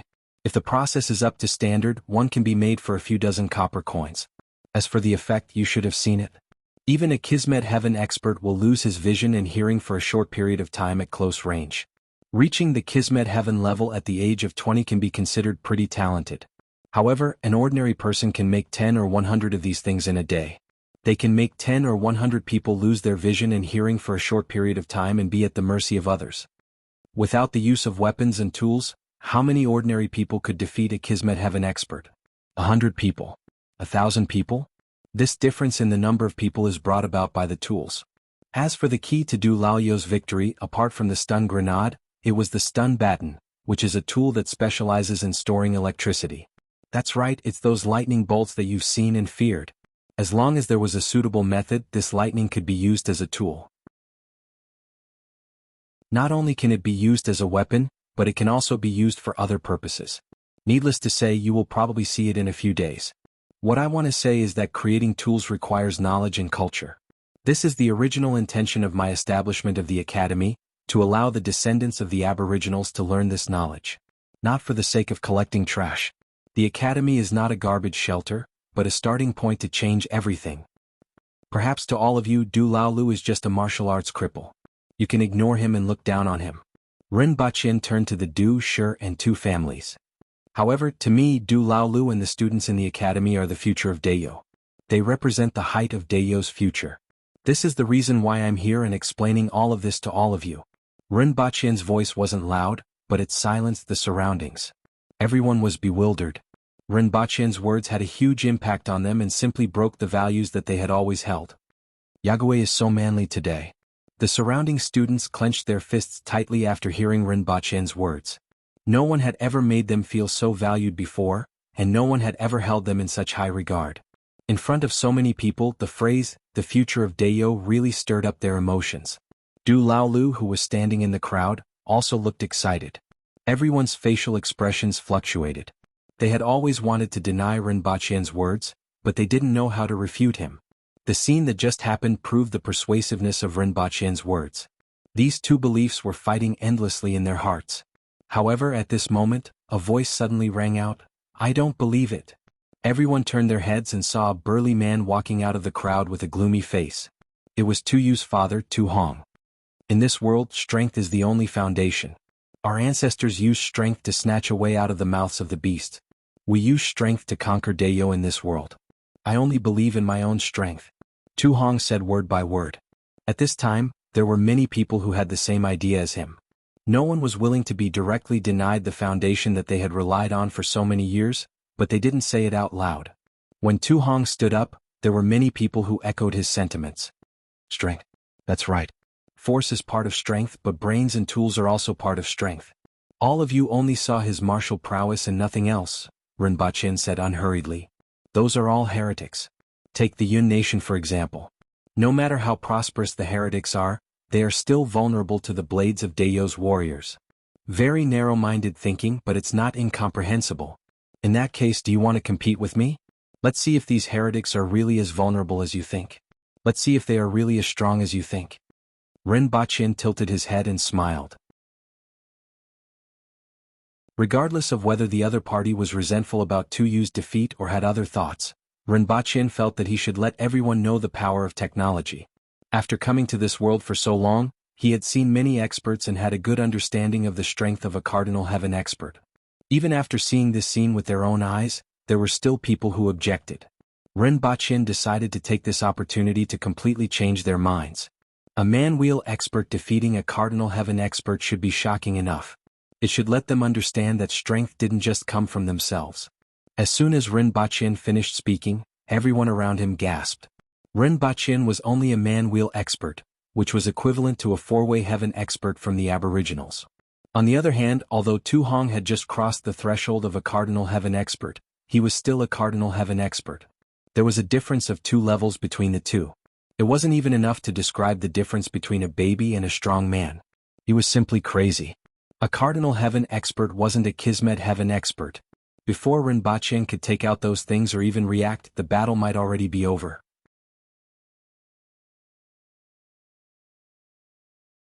Chapter 681. Are you serious? An ominous glint flashed in Tu Hong's eyes. Are you looking down on me by challenging me? An ordinary person challenging me, a Cardinal Heaven expert? Do you think I'm made of clay? Tong Jingye and Tu Wan's expressions changed slightly. Rinpoche was too bold. He actually challenged a Cardinal Heaven expert to a duel. Was he really that confident in his stuff? Yes, but I don't want to fight anymore. It's not suitable for me. The simplest one is that you win as long as you can catch me. How about that? However, you have to hang a piece of iron on your body first. Rinpoche smiled and said meaningfully, "How heavy can a piece of iron be? Are you trying to use this to slow me down?" Tu Hong sneered. "It's just a piece of iron. If you can catch me, then you win. Otherwise you lose." Rinpoche said, "I promise you. What do you want to bet on?" Tu Hong glanced at the Empress, but she didn't respond. Since the Empress wasn't going to step forward, he would let the other party know what the words Cardinal Heaven meant. The little things that he relied on were completely vulnerable in the face of real strength. I'm not betting on anything. Let's just fight for the victory, Rinpoche said faintly. Are you afraid of losing? Tu Hong sneered. I'm afraid that your family won't be able to survive if you lose. Rinpoche chuckled. Apart from some land and some gold and silver from looting the Hao Nation and the Yun Nation, what else did the Aboriginal officials have? Rinpoche wasn't looking down on them, but they were really poor. They couldn't even compare to a rich merchant, let alone the aristocratic officials of Great Xia and the Yun Nation. Do you think I will lose? Tu Hong bent down slightly and stared at Rinpoche. In any case, I don't think you will win. Rinpoche spread out his hands and looked down at his palms. I have calculated with my fingers that an auspicious day will be in 3 days. As for the location, let's still do it here. The time limit for the competition is 30 minutes. If you can't even touch the corner of my clothes in this arena, then there's no point in continuing, Rinpoche said. I don't need 30 minutes, just 30 minutes. Tu Hong raised his hands, spread his fingers and then clenched them into fists. At that moment, Rinpoche seemed to have heard the sound of air exploding. 10 breaths is enough. Tu Hong repeated fiercely. Let's wait and see. See you in 3 days. Rinpoche smiled. He stretched out his palm and pressed it on his temple before swinging it forward. This was an irregular Wuxia military salute. Although the surrounding people didn't know what it meant, the students of the academy felt that it was very cool. On the way back to the city with the Empress suddenly said, even though the technology in your world is very advanced, I still feel that individual strength is the most important. It should be said that they are all very important. How could I not know the value of personal strength? It was just that they all focused on that one point and treated their personal strength as everything. I just want to show them that other things can also be powerful. What are your plans? The Empress asked. She didn't think that Rinpoche was going to lose to his opponent. You're not going to use poison or stink bombs, are you? Poison aside, although the stink bomb was disgusting, that was all it was. If the same level of strength was used all of a sudden, it could indeed disturb the opponent, throw them into confusion, and then take the opportunity to win. If the difference between the two sides is too great, it would be useless, the Empress said. How can that be? It's not like I don't know the strength of a Cardinal Heaven expert. Even though I don't understand it very clearly, I have a general idea of the situation. A spirit wheel expert's strength was about 3,000 kilograms, and an Aboriginal Cardinal Heaven expert's strength was at least 4,000 kilograms. Of course, the bigger problem was speed. For a Cardinal Heaven expert, they could reach a speed of 100 meters in 1 second, so fast that ordinary people couldn't even react. I'm very clear about this. Rinpoche looked at the Empress and smiled. Are you going to use poison? The Empress asked first. Of course not. That would lose the fun. Rinpoche looked at the confused Empress and laughed. I think it will be very interesting. Your Majesty, do you want to make a bet with me? The Empress leaned against the animal skin and adjusted her posture to make herself more comfortable. She then revealed a languid expression and asked, What do you want to bet with me? Your Majesty, how about wearing a bikini? As soon as Rinpoche said this, he felt a chill from the Empress. Since it's a bet, shouldn't it be bigger? Moreover, bikinis are considered normal clothing on Earth. Didn't your Majesty see it? Rinpoche replied nonchalantly. It's normal for them, but I don't like it. If you win, I'll kiss you. If you lose, the Empress said casually. I'll kiss you. Rinpoche immediately said. The Empress spat at him lightly. If you lose? Oh, I really have to think about it. There doesn't seem to be much that I want. Forget it. If you lose, promise me one thing. As for what it is, I'll tell you when the time comes, the Empress said after some thought. I'll do as you say, Your Majesty. Rinpoche laughed. Lose? No way. After Rinpoche and the Empress left, there were still many people who stayed behind and whispered to each other. The most excited people were the students of the academy, who gathered together to celebrate Du Lao's victory. However, they cautiously stood at the upper hand and maintained a distance of 20 meters. Well done, I finally have a whole new level of respect for you today. I didn't expect you to actually win. I'm a little surprised. Skipping levels. This is skipping levels and you actually beat Tuyu? Ah. One had to know that Du Lao's competition wasn't as simple as him winning or losing. Instead, it gave hope to those students who were considered trash in the academy. Through this battle, they could see their future value, unlike before when they didn't know where to go. Although Jianghu had said this many times, it wasn't as direct as this battle. If you do it again, I'll beat you to death. Suddenly, a voice was heard along with a strong stench and everyone dispersed. No one knew when Tuyu had been lusted over by someone. It was obvious that he still couldn't move and was completely relying on the support of others. At this moment he was staring fiercely at Du Laolu with bloodshot eyes. Losing to a four-way heaven wastrel was a great humiliation that he had never imagined in his life. He could imagine that he would become a laughingstock when he returned. Do you dare to compete again? Tuyu's eyes were red. You have nothing to lose now. Du Laolu stared at him without giving in. Furthermore, the next match is between your father and Yagüe. When the time comes, we'll be waiting to see the two family lose again. Dream on. Is that person worthy? Don't you know what a cardinal heaven expert means? My father will tear apart all the trash that you rely on, Tuyu said with an ashen face. We'll wait and see. Du Laolu laughed. Although a cardinal heaven expert is very powerful, I just defeated a Kismet heaven expert. It doesn't seem as strong as I thought. You? Tuyu roared, if you do it again I'll definitely kill you. Du Laolu couldn't be bothered with him anymore. He turned around and chased after the students. Hey, wait for me. Hey, don't run so fast. Why are you hiding so far away?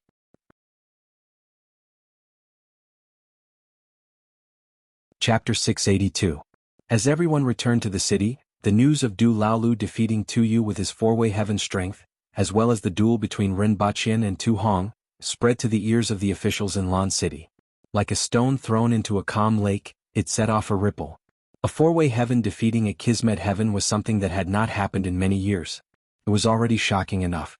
A match between a four-way heaven expert and a cardinal heaven expert had never happened before. No matter how one looked at it, there was no comparison between the two. A cardinal heaven martialist could kill a bunch of four-way heaven ordinary people with a flick of his finger, let alone in a competition. Even the winged cavalry warriors and the people from the Ministry of Works, who had dealt with him many times, felt that this news wasn't real. This was too fake. When did he become so arrogant? Even if they were only competing in speed. If it was a competition of mathematics or something else, everyone believed that Baqian would win. In terms of speed and strength, even 100 Rinbakians couldn't compare to one hand of a cardinal heaven expert. At this time, the people who believed in him the most were the students in the academy. After all, he had learned a lot in the academy and knew that he had all kinds of strange things. As a result, he trusted him very much. This was because he represented their future. Do you think Yagüe can win? After school, many students were discussing in the school. Even Du Laolu won. Yagüe shouldn't lose, right? But that's a cardinal heaven expert. Yagüe has more thoughts than anyone else. Since he dares to bet, he definitely won't lose. I thought so too, but I heard them talking about Yagüe the past 2 days. None of them are optimistic about him. Who cares about them? Even we don't know what Yagüe is capable of, let alone them. What can they know? If Yagüe wins, it will definitely be beyond their expectations. I can't wait to see their expressions. Someone started a bet. Yagüe will win 1 to 10. I've bet all my assets on this. Who organized it? Hong Xian, White Tiger, Lu Royao and the rest. Those fellows aren't the same as us. I'd like to see them lose all their pants. I still have 22 taels of silver. I'll give it to you when I get back. Help me put it all in. 3 days passed in a flash. At the same time on the 4th day, Ren Baqian and the Empress arrived at the same place that they were at 3 days ago. Although there were quite a few people watching the competition 3 days ago, they were sparse in such a large venue. This time, it could be said that all the officials in Lan City who had nothing to do were here. They were all officials and their family members. Everyone wanted to see how Ren Baqian dared to compete with Tu Hong, who was a cardinal heaven expert. One had to know that Tuyu's defeat had caused him to lose face. Not only was his engagement annulled as promised, but he had also become a laughingstock in the city due to his loss to the four-way heaven. This time even Tu Hong's face was on the table. If he lost again, the entire Tu family would become a laughingstock. Even Tu One wouldn't look good. Therefore, no matter what, he would not go easy on them.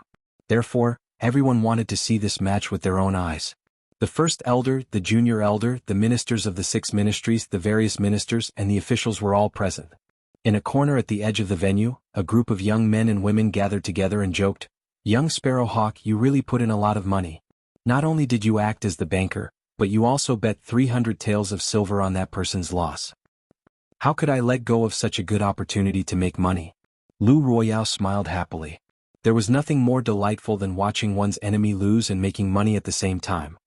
Haven't you realized it after so long? That person isn't a fool. He's much smarter than most of us, Hong Xian said faintly. Otherwise he wouldn't be sitting in that position with such a low level of strength. Humph, I don't know what Her Majesty sees in him, right? Lu Ruiyao was a little unconvinced. You underestimate Her Majesty. Although I'm not smart, I know not to underestimate Her Majesty's foresight. Another burly man said in a muffled voice. Young Sparrow Hawk, although my grandfather didn't say it, I can see that he thinks highly of him. You are blinded by hatred. Hong Xian's words made many people tremble in fear. Did Hong Wu think highly of Ren Baqin? Tu Yu stood nearby with no one beside him. When he heard Hong Xian's words, his face turned exceptionally ugly. Just you wait. We won't lose this time. Your Majesty. Everyone stood up and bowed. Sit down. The Empress appeared in a flash on a chair that had been prepared for her. She rested her chin on one hand and waited for the competition to begin. When Ren Baqin walked past the crowd, many people gasped in surprise. Many people felt a suction force, causing their weapons to become restless. What's going on?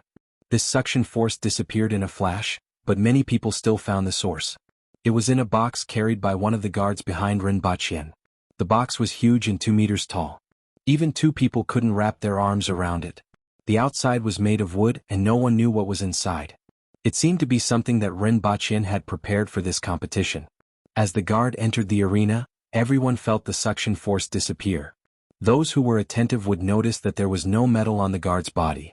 Even the weapon that never left his body wasn't hanging on his waist. Tu Hong was already waiting in the arena. When Ren Baqin was 10 meters away from him, he said, "As I said before, you have to put a piece of metal on your body." Of course, I will also put a piece of metal on my body. We actually have the same idea. If you can catch me within 30 minutes, you win. Is it in the box behind you? Give it to me. I will let you know that your little tricks are useless against real strength, Tu Hong said as he looked at the box behind Ren Baqin. An earth wheel expert could carry that box, let alone Ren Baqin himself. Furthermore, judging from the trembling of the guard's footsteps, the box didn't seem heavy. Let's wait and see. Ren Baqin still said the same words. He turned around and pulled out a box from the top of the box. Following which, his face immediately became extremely strange, and his hands couldn't help but shake. Take the box away, Ren Baqin whispered. The guard quickly took the box away, and Ren Baqin's face gradually relaxed as he wiped the sweat off his forehead. After placing the box on the ground, Ren Baqin took out a metal hoop that was only slightly thicker than a person's waist. However, it was as thick as an arm and seemed to only weigh about 50 kilograms. This is it. Put it on your waist. Ren Baqin walked slowly to Tu Hong with the box in his hand. Tu Hong was a little puzzled as this thing was really too small. He originally thought that Ren Baqin was using a heavy object to slow down his movements, but how big was this thing? Only a few kilograms? Furthermore, when he took it, he realized that it was lighter than he expected. It was at most 10 kilograms. If it leaves your body, you lose, Ren Baqin said again. Humph. Tu Hong snorted coldly as he took the hoop and put it from his feet to his waist. It was slightly big, but there were some airbags inside the hoop. Ren Baqin stretched out his hand and the airbags filled the gap. The hoop was like a belt that was securely fastened to his waist. All right, before you lose, do you have anything else to say? Ren Baqin asked with a relaxed smile on his face when he saw that he had put on the bracelet. Me? Lose? Ha ha ha ha ha. Tu Hong suddenly burst into laughter when he heard Ren Baqin's words. You actually said that I will lose? I can't wait any longer. After laughing, Tu Hong lowered his head slightly and stared fiercely at Ren Baqin. He grinned and revealed his snow-white teeth like a wild beast. I can't wait to let you know that the thing you rely on is so weak and shatter that inexplicable self-confidence of yours. I will let you know what true strength is.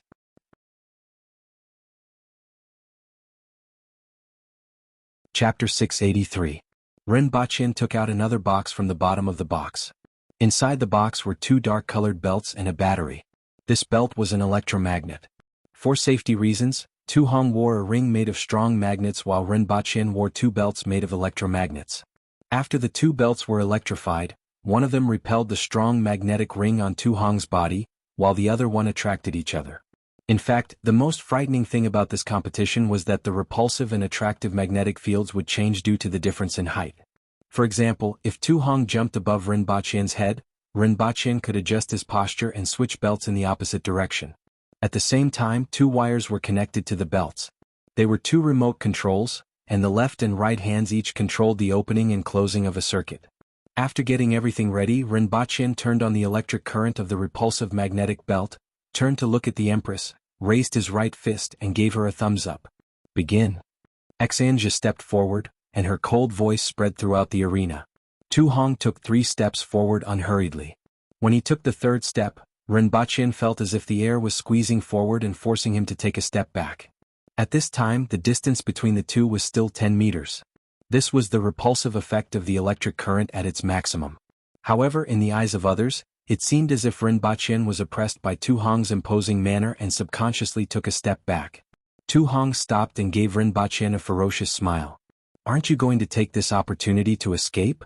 I've said that I only need 10 breaths to catch you. If you don't escape, I won't even need 10 breaths. At this distance, I can catch you with just 1 hand." Rinpoche put 1 hand behind his back, straightened his back, and tried his best to pose like a grandmaster. He stretched out his other hand and beckoned Tu Hong, "Come." Tu Hong was a little puzzled. Where did his confidence come from? He was standing so close to Rinpoche and didn't have any other equipment on his body. What gave him the confidence to do so? Although he was puzzled, it didn't affect his movements at all. He stomped on the ground and a fist-sized pit was blasted open. In an instant he rushed out at an extremely high speed. In the eyes of those who were weaker, it seemed as if he had disappeared. However, he wasn't the only one who disappeared. Rinpoche also disappeared at the same time. At the moment when Tu Hong rushed over, Rinpoche flew backward like a baseball that had been hit. In a flash, Tu Hong appeared at the place where Rinpoche had been standing. Rinpoche was sent flying more than 30 meters away and only managed to stabilize himself after taking a few steps back. The crowd in the distance burst into an uproar. How is this possible? How can he be so fast? His speed is about the same as Lord Tu's. Tu Hong looked at him, took a deep breath and said, "I didn't expect you to be able to do it so quickly. But this is as far as you can go. How many times can you use this speed?" As for the repulsive force that landed on his body when he knocked Rinpoche away, he almost didn't feel it at all. "That was close, I almost fell. Fortunately, I'm considered a man-wheel expert now. It would be embarrassing if I fell if I suddenly lost my balance and was sent flying so far away," Rinpoche thought to himself. Then he straightened his body, put 1 hand behind his back, and walked a few steps around Tu Hong with the demeanor of a grandmaster. Then he stood still and waved at Tu Hong. "Come. Let's see how many times you can dodge." Tu Hong shouted coldly. The soil under his feet exploded again, and he instantly crossed more than 30 meters and appeared at the place where Rinpoche was standing. However, in the eyes of everyone, Rinpoche's speed wasn't inferior at all. He retreated more than 10 meters at almost the same speed as Tu Hong, but this time he was in a more difficult situation and almost fell to the ground. He flipped backward and took a few steps back before stabilizing himself. I want to see whether you retreat faster or I chase faster." Tu Hong laughed and gave chase again. However, Rinpoche appeared more than 10 meters away at the same time.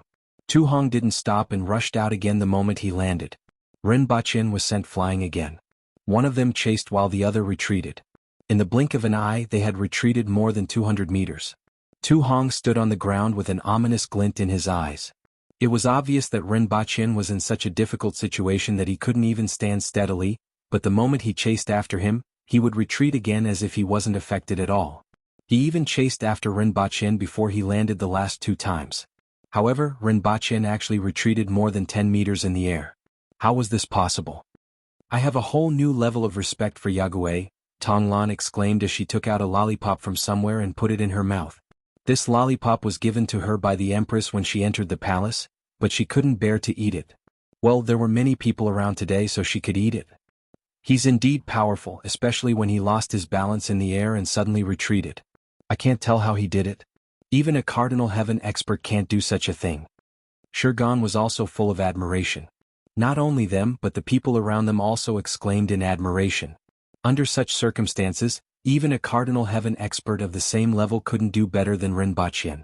When one lost their balance in the air, even a Cardinal Heaven expert would find it difficult to exert force and would need to adjust their body.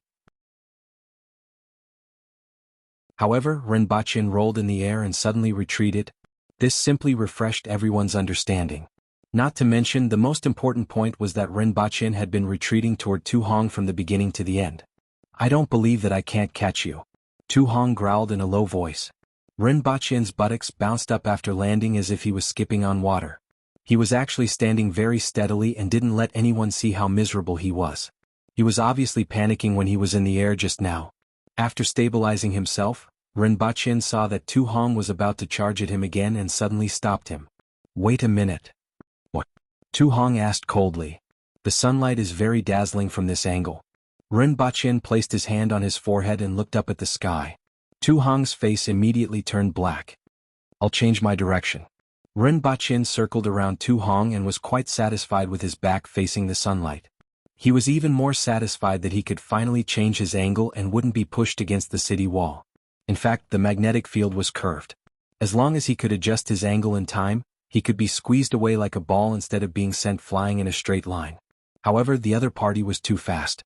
Other than changing his direction for the first time, he didn't have the opportunity to adjust his angle again. Alright, come on. Rinpoche straightened his body again and waved his hand. At this point in time, Tu Hong didn't mention about the 10 breaths that he had mentioned just now. Including the time that Rinpoche had swayed half a circle, 90 seconds had actually passed. However, not only did he not manage to catch the corner of Rinpoche's clothes, he didn't even manage to close the distance between them. The closest distance between them was 40 steps at the start. How could Tu Hong accept this? The next moment he suddenly jumped toward Rinpoche's head. Rinpoche only felt a repulsive force that pushed him backward and almost made him tumble. Then, that repulsive force turned into a suction force and Tu Hong, who was in the air, and Rinpoche, who was on the ground, were actually sucked toward each other. Tu Hong stretched out his palm in the air and grabbed Rinpoche. In addition, Rinpoche was pulled into the air by the magnetic force and couldn't resist at all. It was as if he was being sucked toward Tu Hong's palm. What kind of technique is this? The crowd in the distance had been in a state of shock when they saw Tu Hong trying to close the distance between them but failing. At this time, they were all dumbfounded when they saw this unforeseen event. There was even a technique that sucked people toward it.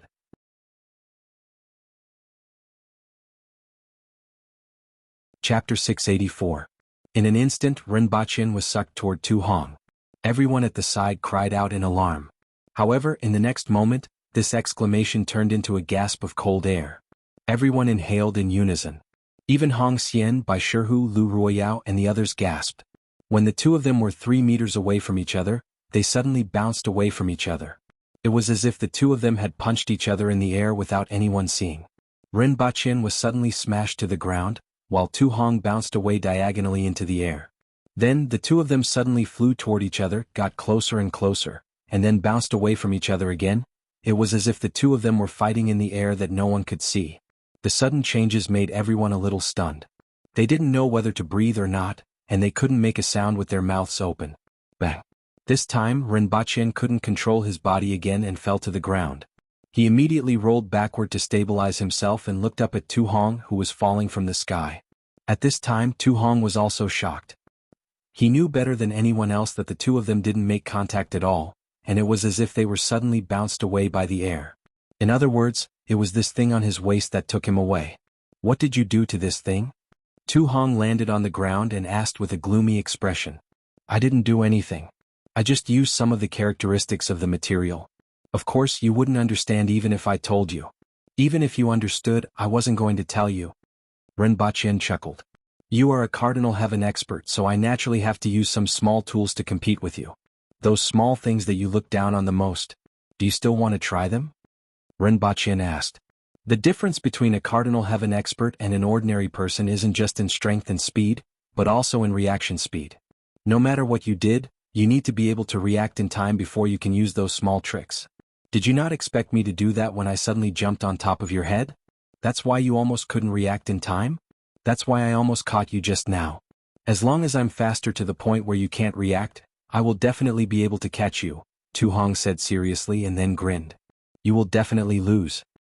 Rinpoche spread his hands. What else could he say? Continue to work hard.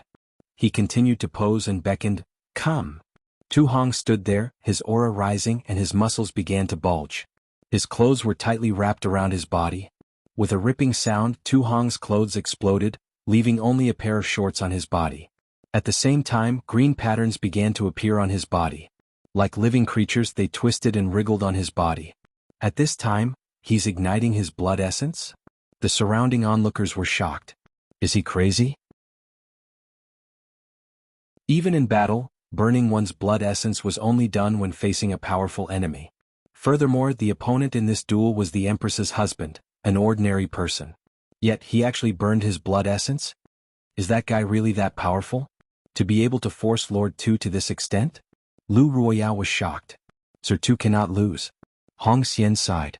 If Tu Hong were to lose again, the Tu family would lose all face. Your Majesty, I'll stop him, Tu Wan said as she stood up from her seat. There's no need. The Empress waved her hand. There's no need to stop him. This is also a part of his strength. Tu Wan took a serious look at the Empress. She looked calm and cold, like an iceberg, and she couldn't tell what she was thinking. Ren Baqin was shocked to see Tu Hong's clothes explode. If the magnet was broken, he would be in trouble. Fortunately, the muscles on his waist weren't like other parts of his body and didn't break the magnet. Bang! Tu Hong disappeared in an instant, leaving behind a 1-meter-wide pit on the ground. Ren Baqin also disappeared along with him. He can still react? Tu Hong, who was still in the air, looked at Ren Baqin, who was still maintaining the same distance from him, and was shocked. Once again he stomped hard on the ground. It was as if the air had exploded, and his speed increased again. However, Ren Baqin didn't slow down at all. I have to be faster. Tu Hong shouted as the blood vessels and veins on his legs twisted around them like flood dragons. The veins on his body became even more concentrated. Still can't catch up? What? Is it because he keeps facing me? If I go behind him, he won't be able to see me. Tu Hong suddenly changed his direction and circled around Ren Baqin. During this process, Ren Baqin was still retreating in the opposite direction and didn't stop at all. I have to be faster. Faster. Faster. Everyone saw the two of them constantly changing directions in the air like two gusts of wind. One moment they were heading east and the next moment they were heading west. However, Ren Baqin always maintained a certain distance from Tu Hong. Regardless of whether Tu Hong was in front or behind him, Ren Baqin seemed to have eyes on the back of his head. No matter where the other party was, he would always move in the opposite direction. His movement posture wasn't flattering, and people didn't even know how he exerted his strength. In other words, he didn't exert any strength at all. There seemed to be a thick air barrier between them. Tu Hong and Ren Baqin were on one side, and Tu Hong kept pushing the barrier. No matter which direction he pushed, Ren Baqin was always on the other side of the barrier. I don't believe it, I don't believe it. Tu Hong's eyes were bloodshot and he looked ferocious. I'm a Cardinal Heaven expert. How can you keep up with my speed? Tu Hong fiercely jumped toward Ren Baqin again. The same suction force came again, but in the next second the two of them were bounced off each other. This time Ren Baqin was tumbling in the air. Between them there was a suction force and a repulsion force. Ren Baqin felt dizzy spinning in the air, and he had to focus all his attention on the suction force of the magnet. He kept switching between the two belts. Everyone watched as the two of them were sometimes far away and sometimes close together. Sometimes they were pulled in the same direction and sometimes they were bounced off each other. However, Tu Hong couldn't even touch the corner of Ren Baqin's clothes. Ren Baqin didn't know how long he had been spinning for, but he was suddenly thrown to the ground. He felt dizzy and nauseous and he started vomiting as soon as he jumped up. As he vomited, he looked at the other side from the corner of his eye and saw that someone had appeared between him and Tu Hong. Xanjia. Sir Tu, it's over. You have lost. Xanjia said calmly. However, her eyes were shining with a strange light. Impossible, impossible, impossible, impossible. Tu Hong stood there motionless and his eyes were filled with red light. A loss is a loss. Don't forget your identity. Tu Wan's voice traveled 100 meters into his ears. The familiar voice sobered him up a little and he continued to mutter, Impossible? Impossible? Ren Baqin retched for a long time, turned off the circuit on his belt, got up and walked toward Tu Hong. The facts have proven everything. Impossible. Impossible.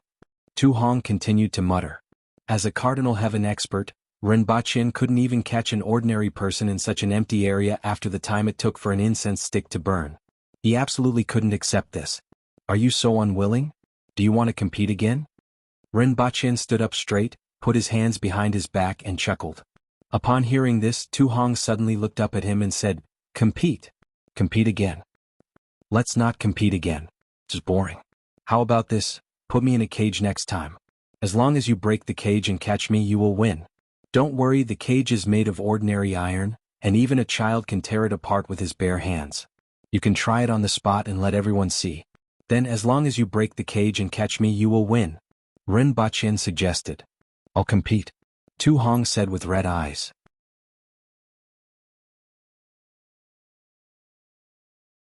Chapter 685. That thing of yours is quite interesting. How do you do it? The Empress asked Ren Baqin as they chatted after returning to the palace. It's the attraction and magnetic force of a magnet. Ren Baqin smiled and explained the attraction and magnetic force to her before asking, Your Majesty, would you like to try it? Sure. Ren Baqin didn't expect the Empress to be so interested. Ren Baqin asked someone to bring the strong magnet hoop and 2 electromagnet belts over. He then put the magnetic hoop on the Empress's body. However, the Empress's slender waist could only fit 2 people in the hoop. She still needed to hold it with one hand. Ren Baqin put the belt on himself and smirked. In this case, the magnetic force didn't depend on strength but on the weight. He was at least twice as heavy as the Empress. What are you planning? The Empress rolled her eyes when she saw the smirk on Ren Baqin's face. Nothing. Ren Baqin quickly denied it. He looked around and then went behind the Empress so that she would be bounced back to the door. Then he pressed the button on one of the belts. The Empress instantly felt a force coming from the belt that wanted to send her flying, and her body immediately sank. Whoosh, bang. Ren Baqin stretched out his hand and hung on the wall with an embarrassed look on his face. This doesn't make sense. Your Majesty didn't use any force, so why am I the one who flew out? I knew you were hiding something. The Empress glanced at him and said faintly. Ren Baqin struggled, but the repulsive force completely squeezed him to the wall, and he couldn't move his waist at all. However, I still have one more move. Ren Baqin immediately switched to another belt. The Empress felt that the magnetic ring on her waist wanted to fly in another direction, but her body sank and didn't move at all. With a big smile on his face, Ren Baqin pounced toward the Empress in the air. He was sucking her in. Seeing that Ren Baqin was getting closer and closer, the Empress raised her right hand and pushed his shoulder. Kacha. Ren Baqin spun around and crashed into the Empress. The Empress grabbed his belt with one hand and spun her body on the ground. Her red muslin swayed along with her body. As the 2 of them spun on the ground, everything in the hall became blurry. Only the 2 of them looked at each other, and it was as if they were the only ones left in the world. Then the Empress flung Ren Baqin out of the bedroom door like a cannonball. The Empress tossed a battery up and down. Sure enough, this was the problem.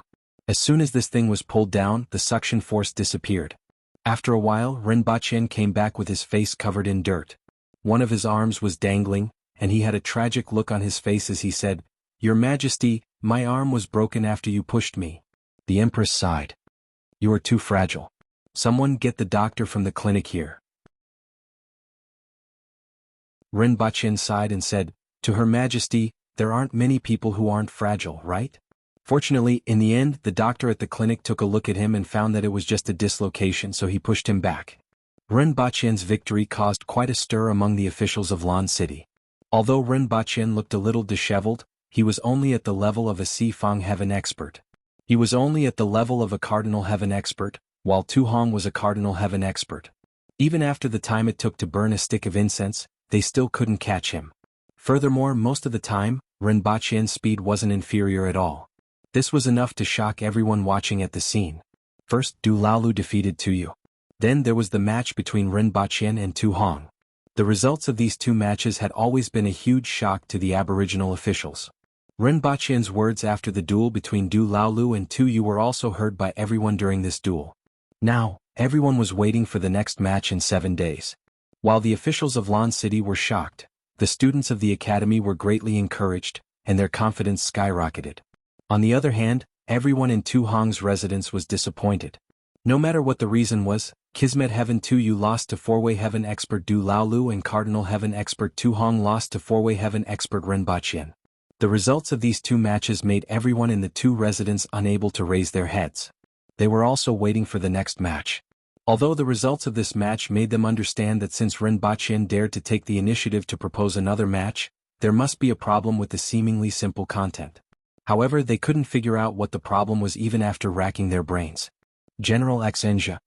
Ren Baqin called out to Xinjia, who was walking in the palace, with a kind smile on his face. What's the matter? Xanja pushed up her glasses. Behind the lenses was a sharp gaze. With these glasses she could finally see everything in this world clearly. As a result, her attitude toward Ren Baqin, who had given her these glasses, was much better. At least it wasn't as cold as before. Can you help me with an experiment? Ren Baqin tried to make his expression more amiable. Back then, he had used an electric baton and knew that the resistance of ordinary people in Dayo to electricity was only slightly better than that of people on Earth. However, he wasn't confident in dealing with a Cardinal Heaven expert. He had to make the other party lose their strength without endangering their lives. Therefore, he needed a Cardinal Heaven expert as a test subject. Although there were experts of this level everywhere in the Imperial Court, in other words, the Imperial Court was basically filled with such experts, it wasn't easy to find a test subject. Therefore he set his sights on Xanja, who was in the palace. Test. Xanja was a little puzzled. What do you mean? It's to help me test the power of a piece of equipment and see what effect it has on a Cardinal Heaven expert, Ren Baqin said bluntly. Are you going to test it? Xanja asked directly. Yes. That will have to wait until after I see Her Majesty. Xanja replied straightforwardly. Thank you very much. I'll treat you to a cake. Ren Baqin reached out and took out a piece of cake from nowhere. Ren Baqin felt like he was about to become Doraemon. However, Doraemon could take out all kinds of things like see-through glasses, while he could only take out all kinds of desserts. Who asked the people in the palace to only recognize desserts? Desserts were now almost a hard currency in the palace. At the very least they could be used to deal with the Empress, Qingyuan, Hongluan, Lin Xiaola, and the person in front of him. Xanja didn't refuse. She took the cake from Ren Baqin's hand and walked toward the Empress's quarters. Ren Baqin returned to Pingle Park to play the slapping game with Tian Tian and Gun Gun. When the two pandas slapped him, Ren Baqin dodged them and slapped them with the back of his hand. The two pandas would turn around and sit there in a daze for a long time. After playing for a while, tears started to fall from Tian Tian's and Gun Gun's bean-sized eyes. Ren Baqin couldn't play anymore. Fortunately, Xanja came at this time.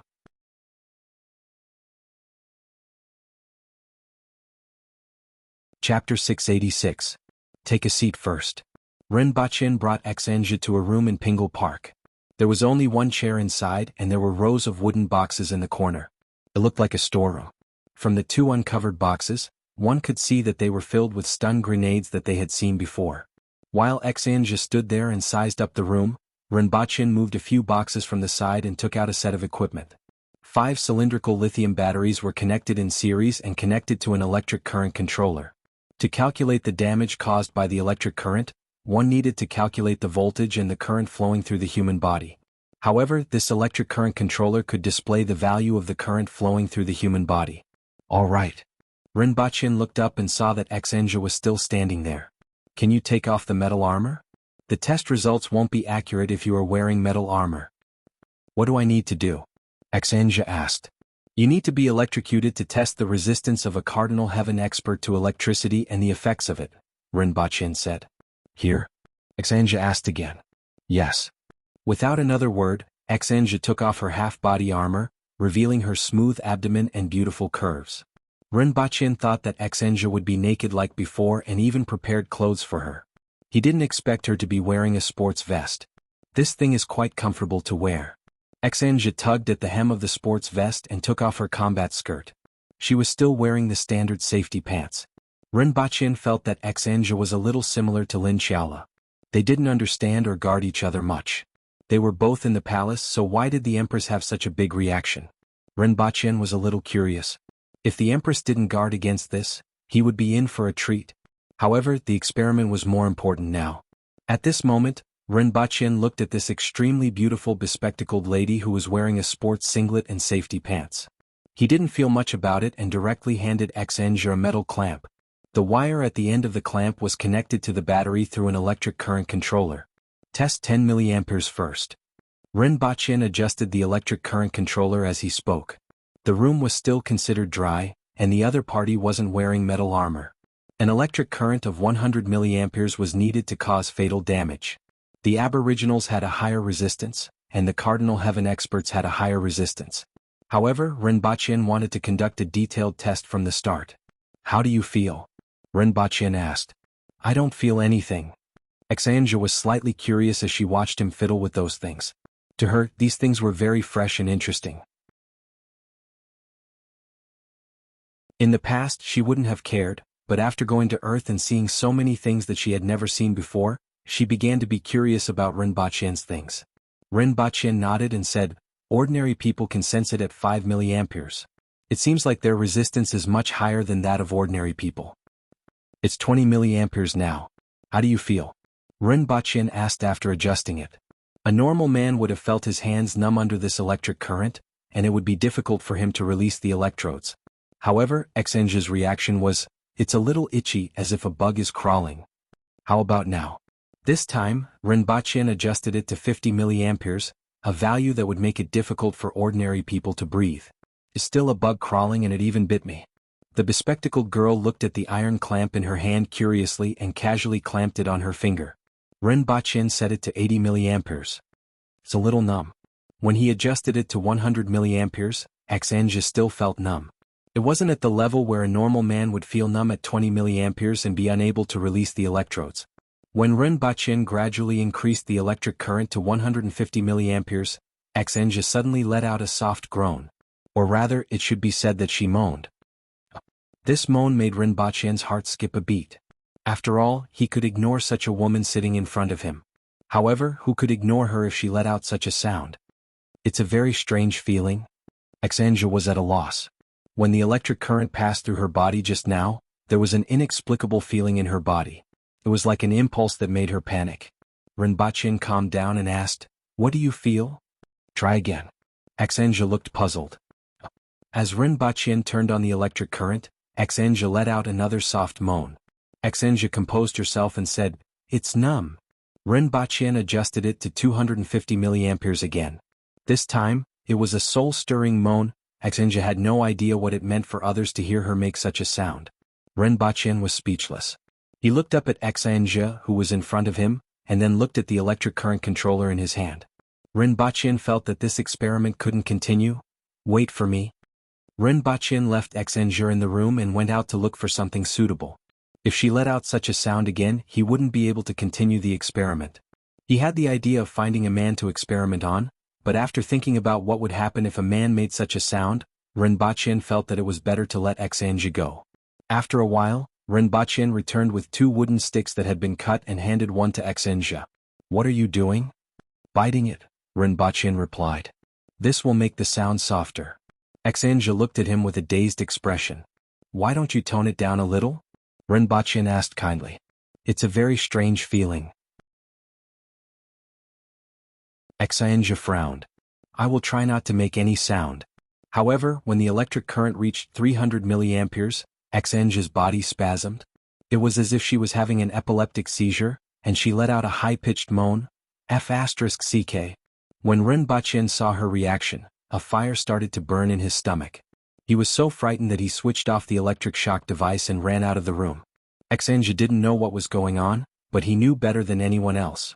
He went out and poured a basin of water from head to toe before he felt slightly better. "Damn it, didn't I just want to do an experiment on the effects of electric current on a Cardinal Heaven expert? Do I have to be so scary?" Rinpoche felt that he was too innocent. When Rinpoche calmed down and wanted to return to his room, Xianzhe had already dressed up and came out. "The experiment isn't done yet," Rinpoche said. "I still feel that something isn't right. I have to go back and think about it." Xianzhe's face was flushed. Although she tried her best to look calm, her eyes were wandering, and her expression was completely different in Rinpoche's eyes.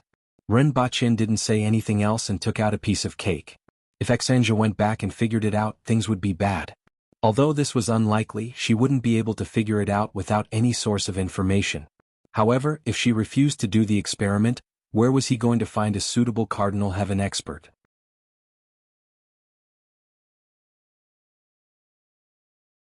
Chapter 687. The day before the second competition, the Empress suddenly asked, "These 2 days, I feel that there's something wrong with the commander of the Imperial Guards. Do you know what it is?" Rinpoche's heart skipped a beat. "A few days ago, I looked for General Xianzhe to conduct an electric shock experiment to test the resistance of a Cardinal Heaven expert to electricity. After all, if we don't understand it clearly and calculate accurately, we can easily lose our lives." "Electric shock?" The Empress looked pensive. Is it like that person? Ning Kaichen? Ren Baqin didn't expect the Empress to remember him. Perhaps it's that name. You know who I'm talking about, the Empress said faintly. However, what are you going to do if something goes wrong with the commander of the Imperial Guards? There won't be any problems. Ning Kaichen was an accident, Ren Baqin replied. If something goes wrong, I will be the commander of the Imperial Guards. Forget it, I still have to protect you. The Empress waved her hand and glanced at him. Didn't he know how weak he was? The shock of the electric current might have affected General Xenge a little, but she should be fine after a while, Ren Baqin explained. I hope so. The Empress nodded. In that case, I will go back to prepare. Seeing that the Empress was fine, Ren Baqin got up and left. He only heaved a sigh of relief after walking a long distance out of the bedroom. It was just an experiment, but this was science. Why did he feel so guilty? However, he couldn't bring himself to think about the scene at that time. If another person had appeared there, he wouldn't be able to clear his name even if he jumped into the Yellow River. This was the first time Ren Baqin saw Xenge's face. It was full of wildness, temptation, and a trace of helplessness. Later on, it was mixed with an expression of enjoyment. It was like a dancing flame that wanted to burn him and everything around him to ashes. When all the experiments were finally completed, Xenge, who was a Cardinal Heaven expert, was drenched in sweat. It was as if she had just been fished out of the water. The two pieces of clothing on her body clung tightly to her body, and her body, which was drenched in sweat, reflected the sunlight that shone through the window. As for Ren Baqin, he was also drenched in sweat. To be able to control himself under such circumstances, Ren Baqin felt that he was much better than Lu Xiaohui, who was sitting calmly in bed. Fortunately, Ren Baqin had obtained the information that he wanted. Under normal circumstances, the upper limit of Xenge's electricity tolerance was 550 milliamperes, but it reached 800 milliamperes after the initial ignition of her blood essence. Ren Baqin estimated that the maximum limit of the blood essence burning should be 1000 milliamperes. When the blood essence was completely ignited, the electric current passing through the body would reach this value, and the entire body would be paralyzed. It would be difficult to breathe and it would be life-threatening if the duration was prolonged. This duration was more than 10 seconds. However, this number was already terrifying enough. It was important to note that an ordinary person's life would be in danger if the electric current passed through their body exceeded 100 milliamperes. The resistance of a Cardinal Heaven expert was 5 to 10 times stronger. If one was stronger, their resistance would be even higher. As he pondered, the scene in that room appeared in his mind again, as well as the pair of eyes that were at a loss because of the changes in his body. He hurriedly shook his head to get rid of the thoughts in his mind. The look in her eyes made him feel very guilty. Xenge was different from Ning Kaichen. Ning Kaichen could choose his own path and Xenge did not feel guilty. As for Xenge, her expression and gaze at that time were unforgettable, and he felt a little apologetic. Ren Baqin walked briskly through the palace. Behind him, a woman in armor appeared from a corner. She looked at his back view and walked in another direction. Although it was an experiment and she knew what Ren Baqin was doing, she always felt that something was wrong after the incident, but she did not know what the problem was. In particular, the feeling of her body at that time made her extremely terrified every time she thought about it. She wanted to forget it, but she could not. It was like a nightmare that haunted her. This time, Hong Xian and the others are betting again. The odds are 1-1 against Jianghu. Are you guys betting? You won the last time. I'm betting again. Although the odds are lower, I bet 60 taels of silver when the odds were 1-10 last time. If I win again this time, I will win 1,200 taels of silver. Furthermore, I will be able to see the look on their faces when they lose. Just thinking about it makes me happy. Su Ping laughed. You have confidence in Jianghu. Even that coward Du Lao Lu won. Will Jianghu lose? Besides, I can roughly guess what Jianghu is going to do. One day later, there was still a sea of people outside the city. In addition to the court officials from the previous time, many commoners heard the news and rushed over to watch the match between Four-Way Heaven experts and Cardinal Heaven experts. This included the people from the Zhang family and the Jing tribe. This time, they appeared at the side of the arena and occupied a small space in the corner. An average-sized iron cage was transported to the center of the arena. The 6 sides of the cage were made of steel bars that were not as thick as a pinky finger. They were made by the Ministry of Works and were not mixed with any additional metals. Anyone who had the strength of a Four-Way Heaven expert could easily tear it apart. Subsequently, Someone placed a cushion made of an unknown material and a wooden chair inside. Ren Baqin and Tu Hong looked at each other and walked into the arena. However, their expressions were very different. Ren Baqin looked relaxed and carried a box in his hand, while Tu Hong looked grim. After all, he had already lost one match and could not afford to lose a second one no matter what. In addition to the two of them, there was also a 7 or 8-year-old child with a runny nose. His strength was equivalent to that of a four-way heaven expert. For a commoner's child, this was considered pretty good. Ren Baqin entered the cage through the small door, closed the door and sat on the chair unhurriedly. He placed the box in his hands on the cushion at his feet, pulled out an iron clamp that was connected to a wire, and connected it to the bottom of the metal cage at the side. It's done. You can try it first, just like what I said to you just now, Ren Baqin said to the child with a smile. Oh. The child went forward and pulled on one of the iron bars. It didn't take much effort for the iron bar to bend. Let's go back and get the reward from that person, Ren Baqin said with a smile. That child immediately ran back to the crowd with a happy face. These things were made by the Ministry of Works without any tampering. The tampering is on the box at my feet. As long as you can pull the cage apart, you will be able to pull me out and you will win, Ren Baqin said calmly. Tu Hong naturally knew that the iron cage was made by the Ministry of Works and saw the child easily pull the iron bars apart. Could be said that he could break the iron cage with a slap. However, after experiencing a failure, he couldn't relax at all. If he failed again, the entire Tu family would be too ashamed to face others. Begin. Xinjie appeared in the field and said to the two of them, "Is there anything else you want to say?" Ren Baqin smiled.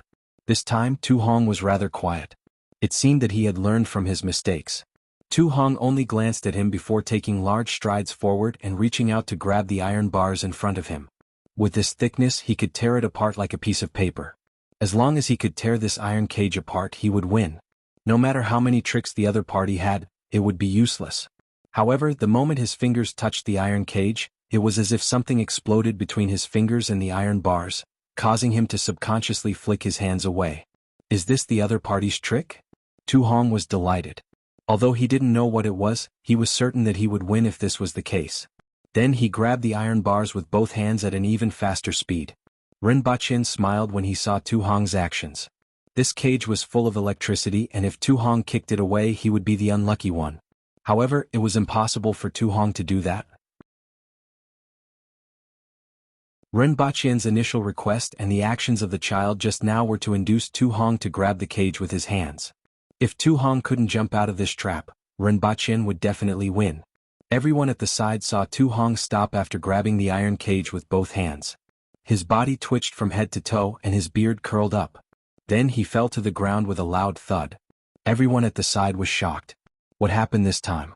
They had clearly seen the child bending the iron cage, but Tu Hong had suddenly collapsed after grabbing onto the iron cage. What had happened? Everyone had no idea what was going on. However, it seemed like Tu Hong couldn't get up. Tu Hong, who was a Cardinal Heaven expert, fell to the ground just like that? Did Ren Baqin, the principal of the Black Bamboo Academy, win again? Tu Hong couldn't even tear the cage apart? It seems like it was an experiment that day. Xinjie, who was watching from the side, suddenly heaved a sigh of relief. Although her reaction seemed a little strange, it should be normal, right?